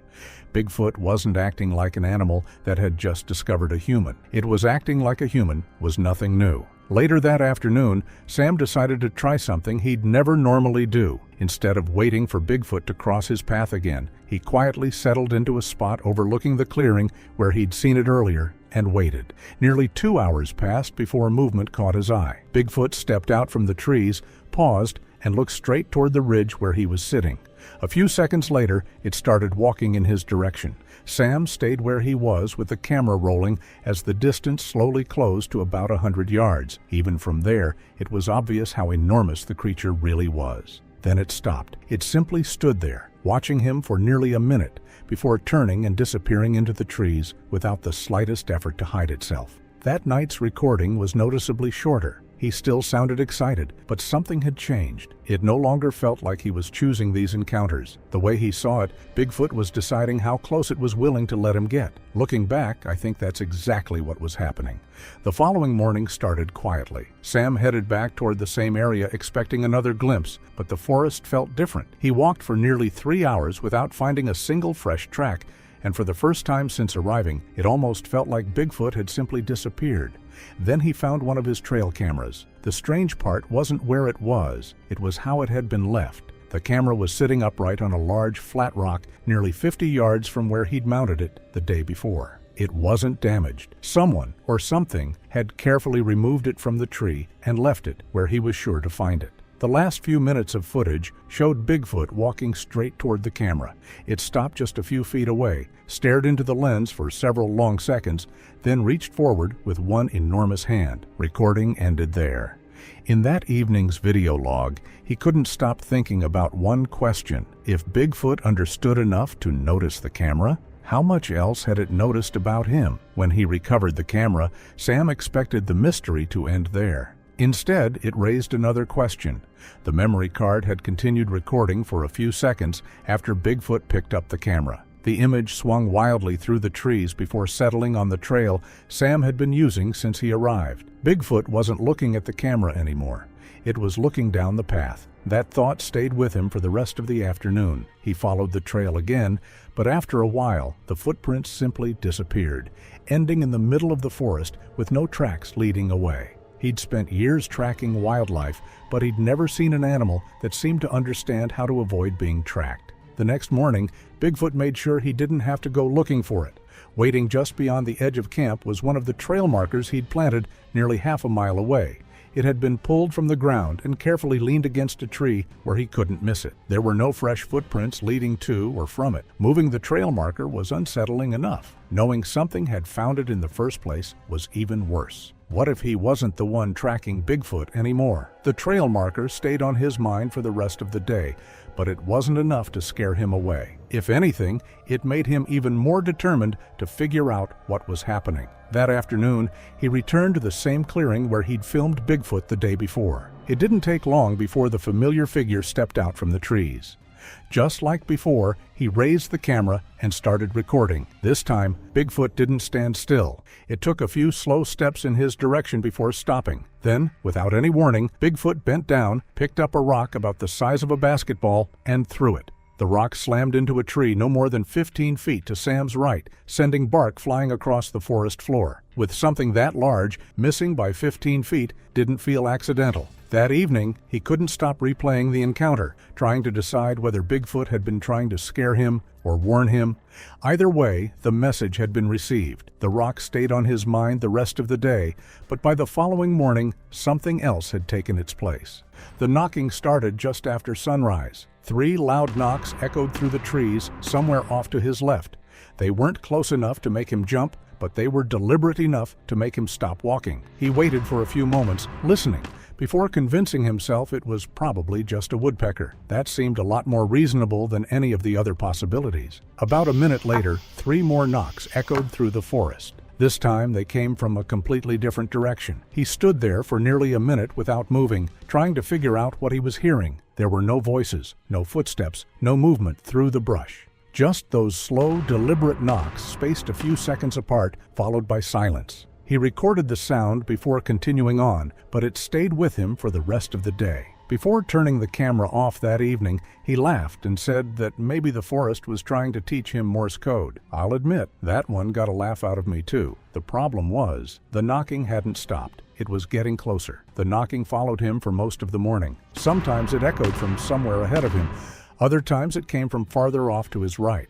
Every time he changed direction, the sound seemed to shift with him, but no matter where he looked, he never caught so much as a glimpse of Bigfoot. Eventually, curiosity got the better of him. He picked up a fallen branch and struck the nearest tree 3 times, then stood there, waiting. For nearly half a minute, nothing happened, and I can only imagine how ridiculous he must have felt standing in the middle of the forest knocking on a tree. Then 3 knocks came back from somewhere deeper in the woods. He didn't answer a second time. Instead, he switched on the camera and started recording, hoping whatever had made the sound would reveal itself. Nothing ever stepped out of the trees. The only thing the microphone picked up was another series of slow, deliberate knocks echoing through the forest before everything went quiet again. He spent the last few minutes of that day's recording talking through every explanation he could think of. Maybe another person was out there. Maybe there was some natural cause he hadn't considered. But after everything he'd seen over the last few days, even he sounded like he was running out of ordinary answers. The next time the knocking started, it wasn't coming from just one direction. The knocking came back the following afternoon while he was hiking along a narrow ridge. At first it sounded just like the day before. 3 slow knocks somewhere off in the distance. He stopped, listened, and waited for another one. It came almost immediately. The second series of knocks echoed from somewhere behind him. He turned around, scanning the trees, but there was nothing there. Before he could take another step, 3 more knocks rolled through the forest from his left. They weren't loud or frantic. If anything, they sounded deliberate, almost measured, as though something was answering from different parts of the woods. Sam stood there for several minutes, slowly turning in place with the camera rolling. He never caught movement on film, but he did capture the sounds. Listening to the audio later, you can clearly hear the knocks coming from different directions, only seconds apart. He didn't say much before ending the recording that night. The joking had mostly disappeared by then. He simply said he couldn't figure out how one thing could be making those sounds from opposite sides of the forest so quickly. I kept replaying that part of the recording. The more I listened, the less I believed there was only one Bigfoot out there. The rest of the afternoon passed without another sighting, but Sam couldn't shake the feeling that the forest had changed. It wasn't any quieter than before. If anything, it was the opposite. Every now and then, he'd catch the sound of a branch bending under something heavy, only for it to stop the moment he looked in that direction. Late in the day, he reached another clearing and decided to stop for a few minutes to swap camera batteries and review some of the footage he'd collected. While he was looking down at the screen, something caught his eye in the corner of the playback. Standing farther back between the trees was another dark figure, almost completely hidden by the shadows. It was only visible for a second or two before the camera shifted away, but when he replayed the clip, it was still there. The strange part was where it had been standing. The first Bigfoot had been in front of him. The second one had been behind it, watching from the tree line without ever stepping into the open. He spent the next several minutes searching the area, but by then, the forest looked completely empty again. Before ending the recording that night, he quietly said something that really stuck with me. "I don't think I've been following just one." And if he was right, that meant he'd been surrounded without even realizing it. He barely covered any ground the next day. Every time he started following a fresh set of tracks, another sound somewhere behind him would make him stop and look back. It felt impossible to focus when he could never tell where anything was anymore. The forest that had seemed so open a few days earlier now felt crowded, even though he still couldn't see anyone. A few minutes later, he caught a dark figure slipping between two trees less than 50 yards away. He took off after it without thinking, camera in one hand and backpack bouncing against his shoulders. By the time he reached the spot where he'd seen it, the figure was gone. All that remained were a fresh set of enormous footprints, and about 30 yards farther ahead, another set was waiting. He followed the new set of footprints for another 20 minutes before something finally clicked. No matter which direction they went, they always seemed to stay just far enough ahead to keep him moving. Every time he thought he was about to catch up, the tracks would veer around another ridge or disappear behind another stand of trees, only to reappear a little farther on. He mentioned something in his notes that really stood out to me. After years of tracking animals, he'd never seen one leave such an easy trail to follow. Most wildlife avoided being found. Whatever he was following almost seemed to be doing the opposite. For the first time, he stopped and seriously considered turning back. Instead, he kept following. He hadn't gone much farther when another movement caught his eye. Bigfoot stepped out from behind a cluster of trees, closer than ever before. There couldn't have been more than 40 feet between them. For several long seconds, they simply stared at each other. Sam slowly lifted the camera and started recording, expecting the creature to slip back into the trees like it always had. Instead, it stayed exactly where it was.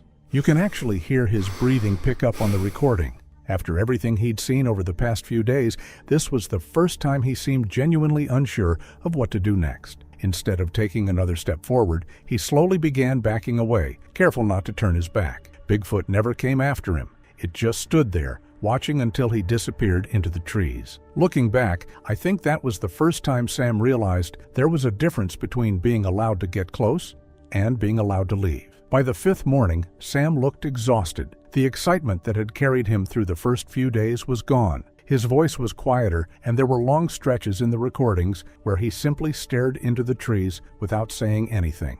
He mentioned he hadn't slept much the night before. Between the knocking, the footsteps, and the feeling that something was always just outside camp, real sleep had become hard to come by. Even so, he wasn't ready to leave. He packed up his gear, looked over the map one last time, and decided to follow the same trail where he'd had the closest encounter the day before. He said if he could just get one clear explanation for everything that had happened, the trip would be worth it. I think that's the moment he stopped thinking like a researcher. He was chasing answers, and whatever was waiting deeper in that forest seemed more than willing to give him one. He found the trail almost immediately, but this time something felt different. The footprints were easy to follow, almost too easy. Every few hundred yards, another fresh print appeared in the soft ground, just enough to keep him moving without ever letting him catch up. After another 10 minutes, he realized the forest had gone completely silent. There weren't any birds calling overhead or squirrels darting through the brush. Even the constant background noise he'd gotten used to over the past few days had disappeared. After years of working outdoors, Sam knew silence like that usually meant every other animal had already decided it was safer to leave.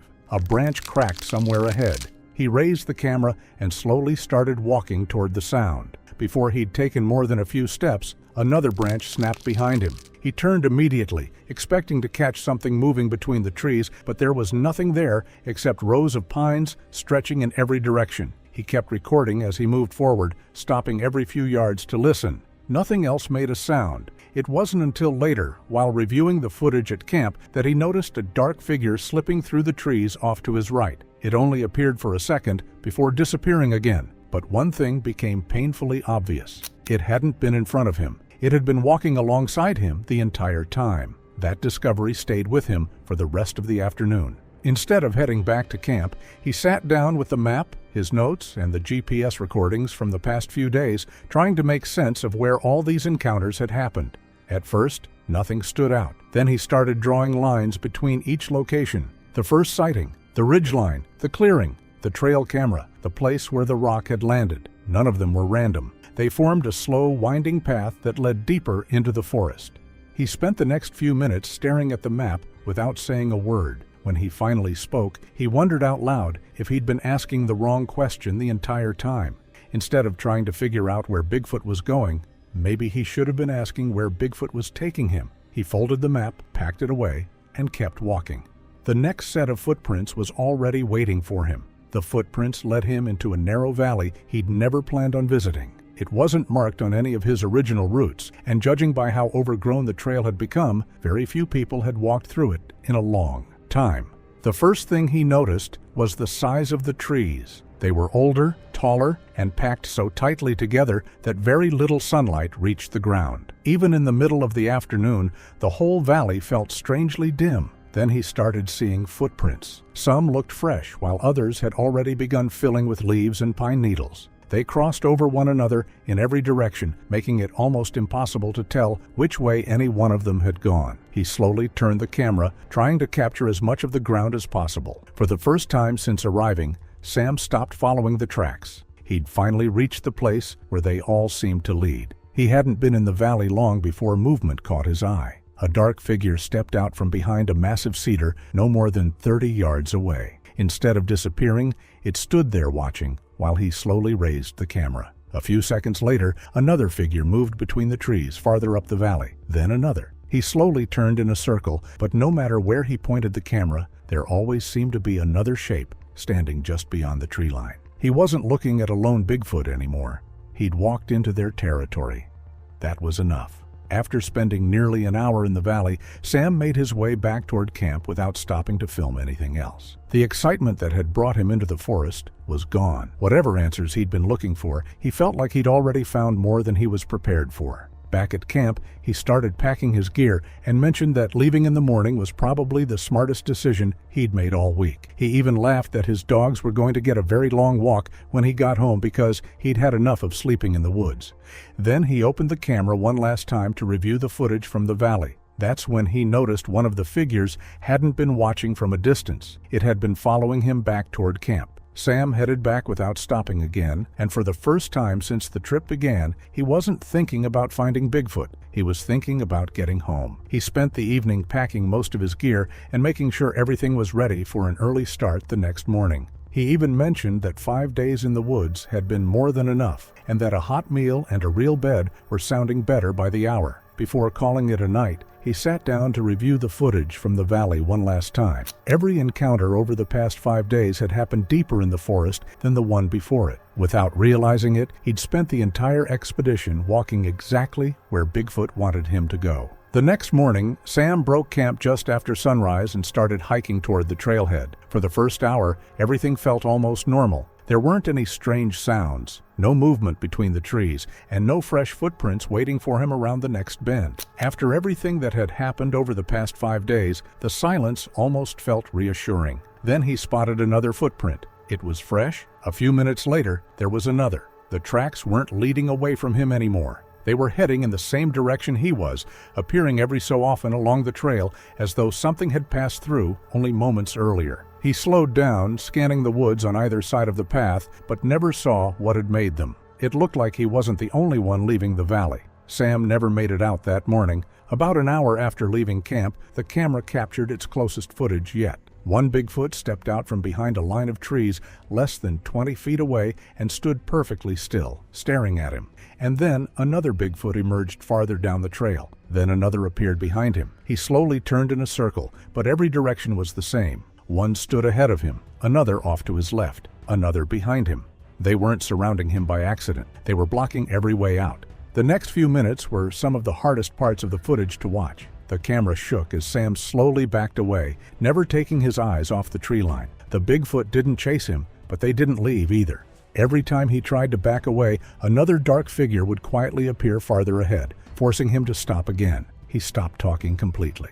The occasional heavy breath was the only reminder that the camera was still recording. Then, without warning, he turned and started running. The footage became almost impossible to follow after that. The camera bounced wildly as Sam pushed through the trees, and every few seconds, another loud crack echoed somewhere behind him. More than once he glanced over his shoulder, but whatever was chasing him never stayed in frame long enough to make out clearly. Then the camera suddenly stopped moving. For a few seconds, all it captured was the forest. A heavy set of footsteps came from somewhere just outside the frame. The camera tilted sharply toward the ground, and that was the last thing it ever recorded. Search teams reached Sam's campsite later that week after he failed to return. His tent was still standing, most of his equipment was exactly where he'd left it, and there was no sign that he'd ever made it back. The only reason anyone knows what happened over those 5 days is because of the backup drive they recovered with his recordings, field notes, and camera footage. The files end exactly where you just saw them. After that, there isn't another recording, another note, or any clue that explains what happened to Samuel McKenna. But one thing is certain. Samuel McKenna spent 5 days filming what he believed was Bigfoot. Then he vanished without a trace.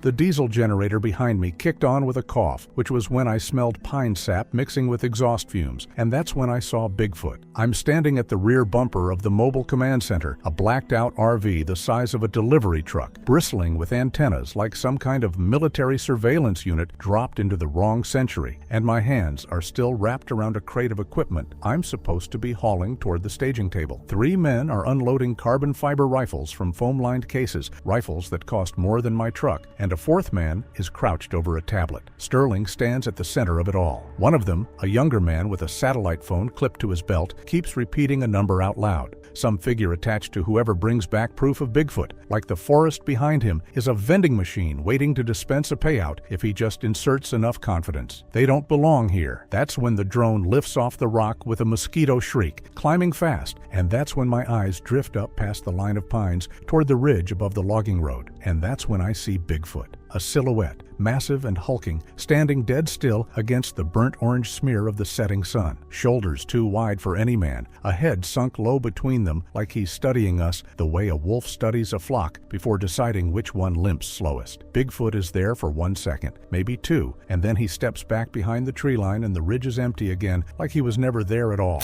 A cold rush floods through my chest, something ancient and electric, the kind of fear that doesn't come from your brain, but from somewhere lower, somewhere older. Bigfoot's been watching us since we parked. I don't say a word to anyone. My gut is already churning, already screaming a warning. My mouth refuses to repeat out loud. If he's been tracking us this whole time, why did he let us see him now? Unless he wanted us to know exactly who we were hunting, so our terror would be that much sweeter when the tables turned. The drone operator, a kid named Pruitt, who probably learned everything he knows about wilderness from a video game, sends the machine arrowing toward the ridge where I just saw Bigfoot disappear. I hear it before I see it. A whistling sound, low and fast, slicing through the cooling air. A rock the size of a basketball comes out of the tree line and connects with the drone's camera housing in a burst of plastic shrapnel, and the machine spirals down into the canopy below the ridge, gone in 3 seconds flat. The crew laughs it off. Somebody mutters something about a rock slide. Somebody else says the wind must have kicked loose a boulder. I watch the path that rock traveled, the flat, deliberate arc of it. No bounce, no tumble, a straight line fired from a single point. That wasn't a slide. That was Bigfoot's pitch. Sterling doesn't even blink. He claps his hands together once, sharp, and orders the team to follow the bearing the drone was tracking before it died. 6 hunters fall into a loose line behind him, weapons up, voices too loud for a forest that has gone unnaturally quiet around us. I take up the rear because that's where guides walk, behind the men who are paying to feel brave. We're maybe a quarter-mile in when I spot it pressed into a strip of wet mud beside the trail. A handprint, if you can call it that, 4 times the width of my own. Fingers splayed deep enough that water is already pooling in the impressions. It's definitely Bigfoot's. I crouch and point it out to the nearest hunter, a barrel-chested man named Jensen. And as he leans down to look closer, a branch cracks directly above his head with a sound like a rifle shot. Every rifle in the group snapped upward in unison, but there was nothing, just swaying branches and a slice of gray sky. But 30 feet to our left stands a lodgepole pine with bark torn away in long vertical gashes. 4 parallel grooves dragged from shoulder height nearly to the ground, sap weeping out of the wounds like the tree itself is bleeding. I think Bigfoot's telling us this is his home. We are trespassing, and something out there wants every one of us to understand that before this is over.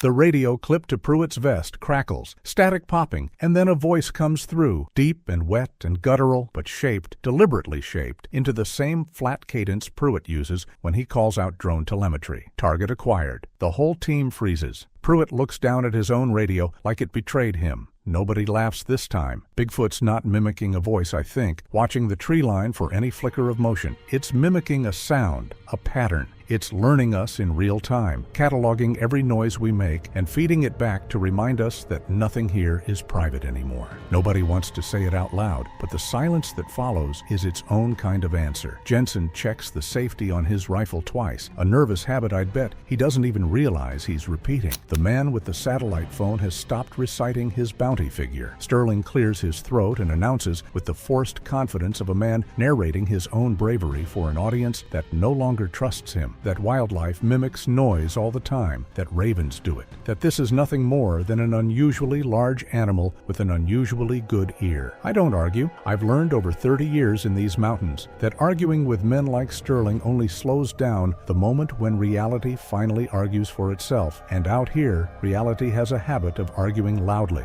We push on because Sterling refuses to turn back, because men like Sterling have never once in their lives been told no by the world around them, and because turning back now feels somehow more dangerous than going forward, even though every fiber of my body disagrees. The light is fading fast now, the kind of dusk that turns familiar terrain into something foreign within minutes, shadows pooling thick beneath the canopy where there was only dappled green an hour before. I keep glancing at the slope behind us, half expecting to see that silhouette again, and every time I look there's nothing but trees, which somehow feels worse than seeing him would have, because at least seeing him would tell me where he was, instead of leaving me to imagine him everywhere at once. The trail bends downhill toward a shallow basin, and the trees start to thin into a clearing maybe 60 feet across, ringed by boulders furred with moss. Pruitt's second drone, the backup, hums overhead, its thermal camera feeding a wash of orange and yellow onto his tablet screen. He stops dead, breath catching. He says that there is a heat signature, voice cracking with excitement he can't suppress. He adds that it's a big one behind that log. A massive fallen log lies across the clearing, half rotted, and behind it, the thermal bloom glows like a furnace. Sterling raises a hand for quiet and signals one of the hunters to fire what he calls a warning shot, a phrase that means nothing out here, not to something that has already watched us murder a drone with its own thrown stone.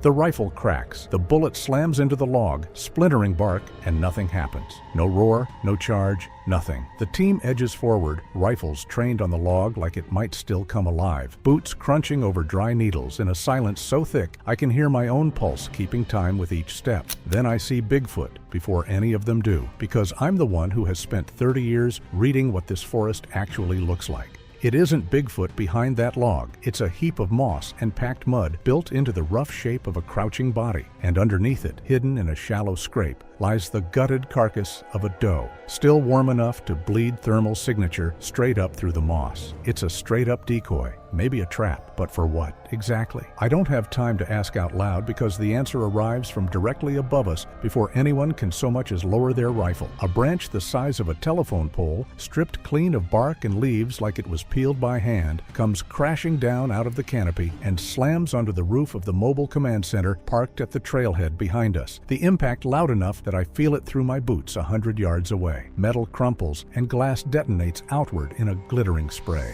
Pruitt screams something into his radio that nobody answers because there's nobody left at the command center to answer him. Above us, the third drone, the one still circling the clearing on autopilot, jerks once in the air and then vanishes, snatched bodily out of the sky by a pair of hands the size of dinner plates, covered in matted reddish-brown fur. The drone crunches in that grip with a sound like a beer can collapsing, plastic shards raining down through the branches. And there he is. Bigfoot stands on the crumpled roof of the ruined RV, 9 feet of muscle and fur silhouetted against the dying light, broad enough across the shoulders to block out half the sky behind him. He flings the drone wreckage sidelong into the trees with a flick of his wrist, almost casual, almost bored, and then he leaps, clearing 20 feet of open ground in a single bound, landing in the brush at the clearing's edge with an impact that I feel travel up through the soles of my boots into my knees. The ground itself seems to flinch. Bigfoot's isolating us, I think, my mind racing even as my legs refuse to move, killing our eyes and ears, one machine at a time, making sure that whatever happens out here happens with no record, no witness, but the one standing in the mud. Panic breaks the group apart instantly. Sterling is shouting something about regrouping, about discipline, about the plan, but nobody is listening anymore because the plan assumed we were the predators in this story. The hunters bolt, not in any kind of formation, just raw animal flight, crashing downhill along the lip of a shallow ravine with branches whipping at their faces and boots sliding on wet stone. I run with them because staying still feels like volunteering, and because some buried instinct tells me that the only thing worse than running with the herd is being the one who falls behind it. Clark, a lanky hunter on my left who hasn't said 2 words all afternoon, suddenly screams, a short, sharp bark of pure shock, and I catch the blur of motion out of the corner of my eye. A massive hand swiping out from behind the trunk of a Douglas fir, not closing around him, not crushing him, just shoving. An open-palmed strike that sends Clark flying sideways into a thicket of dead, broken branches bristling like spears. He crashes through them with a series of wet, tearing sounds, branches gouging through his jacket and into the skin beneath, and he comes to rest, tangled and bleeding, but breathing, gasping, alive. He isn't dead, but he's slowed. Bigfoot's not trying to kill us yet, I realize, the thought arriving with horrible clarity even as my legs keep pumping beneath me. He's herding us. We're cattle being pushed toward a chute, and somewhere ahead of us, that chute has a gate. Every shove, every thrown stone, every collapsed drone has been a hand on our backs, steering 5 running men and 1 terrified guide exactly where something wanted us to go. And the worst part, the part that claws at the back of my throat as I run, is how easily it worked. We never once chose our own direction after that first sighting on the ridge. We only ever thought we did. The ravine narrows as we run, the walls rising on either side until we're funneled into a tight defile between 2 slabs of gray rock streaked with lichen. And beyond it the ground opens into a dead-end canyon, cliff walls curving around 3 sides like the inside of a stone bowl. Sterling sees it, and somehow, against every signal his own eyes should be sending him, calls it a fortress. He told us that we make our stand here, dragging the hunters into a rough firing line at the canyon mouth, rifles up, breath ragged. My stomach drops straight through the canyon floor. No, I think, looking up at the sheer rock rising 50 feet on every side. This is exactly where Bigfoot wants us. This was never a dead end for him. It's a kill box, and we just walked ourselves into it at a dead run because it was the only direction that looked like safety. The hunters fan out at the canyon's narrow mouth, rifles trained outward at the defile we just came through. Sweat soaking through expensive technical fabric, chests heaving. Sterling paces behind them, barking orders about fields of fire and overlapping coverage like he's still running a boardroom instead of standing in a stone trap with 5 men whose hands are shaking too hard to aim straight. I stay near the back wall, eyes scanning, and that's when I see the cliff edge above us, 50 feet up. Sterling thinks he has the high ground because Bigfoot hasn't shown itself from above yet. I already know better. I already feel it. A single stone the size of a fist drops from the cliff top and lands with a sharp crack near Jensen's boot. Every rifle in the canyon swings upward, and for one frozen heartbeat, I see Bigfoot there, crouched at the very lip of the cliff, a darker shape against the dark sky, watching us the way he must have watched the team unload their gear hours earlier. Then Bigfoot drops, not climbs, not scrambles. Drops, falling 50 feet in absolute silence and landing behind the hunters with the force of a small car hitting pavement. A concussive thud that throws up a cloud of dust and grit and knocks two men to their knees. The defile they were watching, the mouth they thought was the only way in, is forgotten in an instant because the true threat has just announced itself directly inside their fortress walls. Bigfoot was above us the whole time, I think, and the thought arrives with the cold, sick certainty of a man realizing the trap was sprung the moment he chose to run toward shelter. For one suspended second, nobody moves at all. The dust hangs in the last gray light, drifting between the canyon walls, and the only sound is 5 men breathing and one guide's heartbeat slamming against his own ribs hard enough to hurt. Even Sterling, mid-syllable on some order about fields of fire, has gone completely silent, his mouth still open around a word he never finishes. I will remember that second, longer than almost anything else from that evening, the way the whole world seemed to inhale at once and hold there,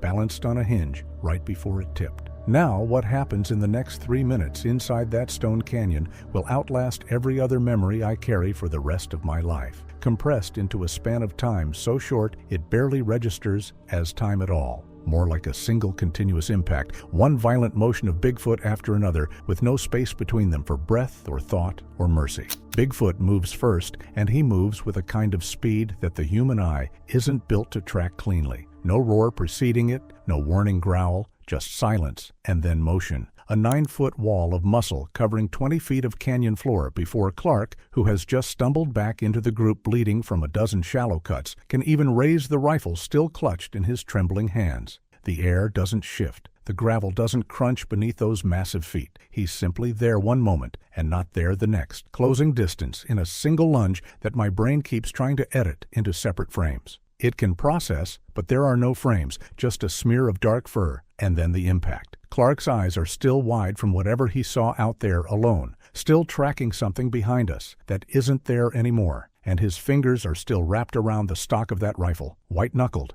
but the barrel hasn't cleared his hip when Bigfoot's arm comes around. A colossal arm sweeps low and catches Clark across the midsection, and he isn't thrown so much as launched, his body a blur against the canyon wall, and the impact when he meets the boulder at the canyon's edge produces a sound I will hear in my sleep for years. A wet, heavy crunch that doesn't belong to any sound a human body should make. It's not a crack, not quite a snap, something lower and deeper, like a bag of wet sand dropped from a height, and it echoes off the stone for a beat longer than it has any right to, bouncing back at us from 3 different angles, while Clark's boots still kick empty air from the force of the throw. His torso folds around the point of contact, spine bending inward at a spot that shouldn't bend, and I see his mouth open, but no sound comes out, just a thin string of saliva that catches the fading light before he starts to slide. Clark slides down the rock face and goes still, one arm bent beneath him at an angle no living joint should allow, his rifle still dangling from its strap a few feet away, swaying gently like nothing at all has happened. The strap has twisted around a small outcrop of stone, and that rifle just hangs there, turning a 1/4 inch one way and then back, the barrel tapping the rock with a tiny metallic ping every other swing. And that small, regular noise is somehow worse than the crunch was. His chest isn't moving, his legs are splayed out in front of him like a discarded doll's, and there's a dark patch spreading beneath his ribs where the fabric of his jacket has split, but I don't look at that too long because my gaze keeps pulling back to that rifle, swinging, like a pendulum counting out the seconds until the next thing happens. He's not just killing, I understand, watching it happen in a kind of detached horror that refuses to let me look away. Bigfoot's expressing dominance, a statement written in violence for an audience of 5 remaining men who are only now beginning to understand what they walked into, and I can see it land on each of their faces in turn, the moment the bravado finally drains out and leaves nothing behind but raw, naked animal fear. It hits Martinez first, his jaw going slack and his rifle dropping 2 inches before he catches himself. Then Reyes, whose eyes go very wide and very white, and who takes a single, involuntary step backward that kicks loose a pebble that skitters across the stone floor like a gunshot in the quiet. Jensen holds it together longest, but I can see the tremor running through his shoulders, the way his throat works as he swallows nothing, the flicker in his pupils that says his hindbrain has already written this whole scene's ending and is just waiting for the rest of us to catch up. Jensen, the closest hunter, the one who examined that handprint in the mud less than an hour ago, swings his rifle up in a panicked arc, finger already moving toward the trigger. But Bigfoot is faster, always faster, a hand the size of a dinner plate closing around the rifle's barrel before the muzzle ever clears Jensen's hip. The creature's arm extends without any visible effort, just a casual reach across the space between them, and those fingers wrap around the steel with a grip that doesn't even need to tighten. Because Jensen's hands are already losing their purchase, his palms sweaty, and his knuckles bloodless from the sudden jerk of his own motion.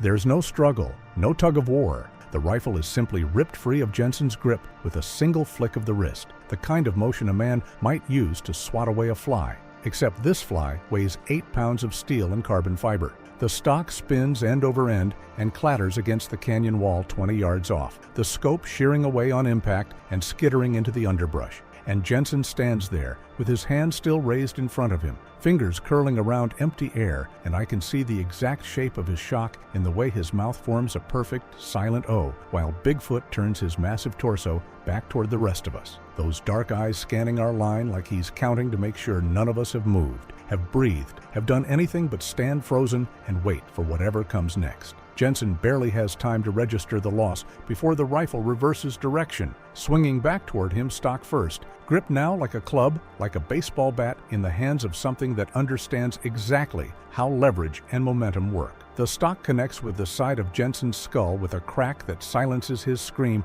before it fully forms, and he drops where he stands, collapsing into the dirt like a marionette with its strings cut all at once. The gun becomes the club, the hunter's own weapon turned into the instrument of his death, and somewhere behind my ribs a scream is building that I don't have the breath left to release. 2 more hunters, names I never properly learned over the noise and chaos of the last hour, have pressed their backs together at the canyon wall, rifles raised but trembling too badly to aim, eyes wide and locked on Bigfoot now turning toward them. There's no hesitation in the charge that follows. No feint, no testing strike, just a direct, unrelenting advance that eats the distance between them in a heartbeat. Bigfoot extends both arms as he closes the gap, scooping the 2 men up against his body like a man gathering an armful of firewood. And instead of slowing, he drives forward, using his own momentum and their combined weight as a single battering force aimed at a massive fallen tree branch jutting up from the canyon floor, its broken end splintered into a jagged spear point taller than I am. The 2 hunters are driven backward onto that spear with a force that punches the wind out of the whole canyon, impaling them both on the same broken length of wood, pinning them together in a grotesque tableau that no camera, no drone, no piece of footage anyone recovers later will ever fully capture the sound of. It wasn't an accident. I understand, the realization landing like its own kind of wound. Bigfoot used the environment as a weapon, the same way he used the rock slide, the same way he used the fallen branch on the command center roof. Every piece of this forest is an extension of Bigfoot out here, and we walked into his hands the moment we crossed the tree line. The branch groans under the weight, bending but not breaking, and for a moment both men hang there, motionless, the canyon walls throwing the sound of their final breaths back at me twice over. I want to look away, and I can't. My eyes locked open by something stronger than will, some need to witness every last detail, so that later, if anyone ever asks, I will be able to tell them exactly what happened instead of leaving gaps for doubt to crawl into. There will be no gap, not in my memory, however much I might wish there were. That leaves Sterling, the man who tailored his vest in Milan and believed money could buy its way through anything, the last hunter left standing in a canyon that has, in the span of perhaps 90 seconds, become a slaughterhouse. He raises his sidearm with hands that are shaking, but somehow still finds the trigger, firing 3 rounds in rapid succession, the muzzle flash strobing against the canyon walls. The bullets strike home. I can see Bigfoot's fur jump where each round connects with the broad chest in front of him, and for one absurd, hopeful second, I let myself believe it might actually be enough. It isn't. Bigfoot doesn't flinch, doesn't stagger, doesn't so much as break stride. If anything, the gunfire seems only to focus something on Bigfoot, a final narrowing of attention onto the man who has been giving the orders all afternoon. He closes the last few feet between them before Sterling can fire a 4th round, one massive hand closing around the side of Sterling's head and shoulder in a grip that swallows half his upper body. Bigfoot lifts Sterling clean off the canyon floor, hoisting him to his own full towering height as though presenting him to the cliff walls and the darkening sky, and what follows is a blur of motion and fur and sound that I cannot make myself describe in detail even now, because I had already shut my eyes by the second it began, and the only thing I let myself keep afterward was the sound,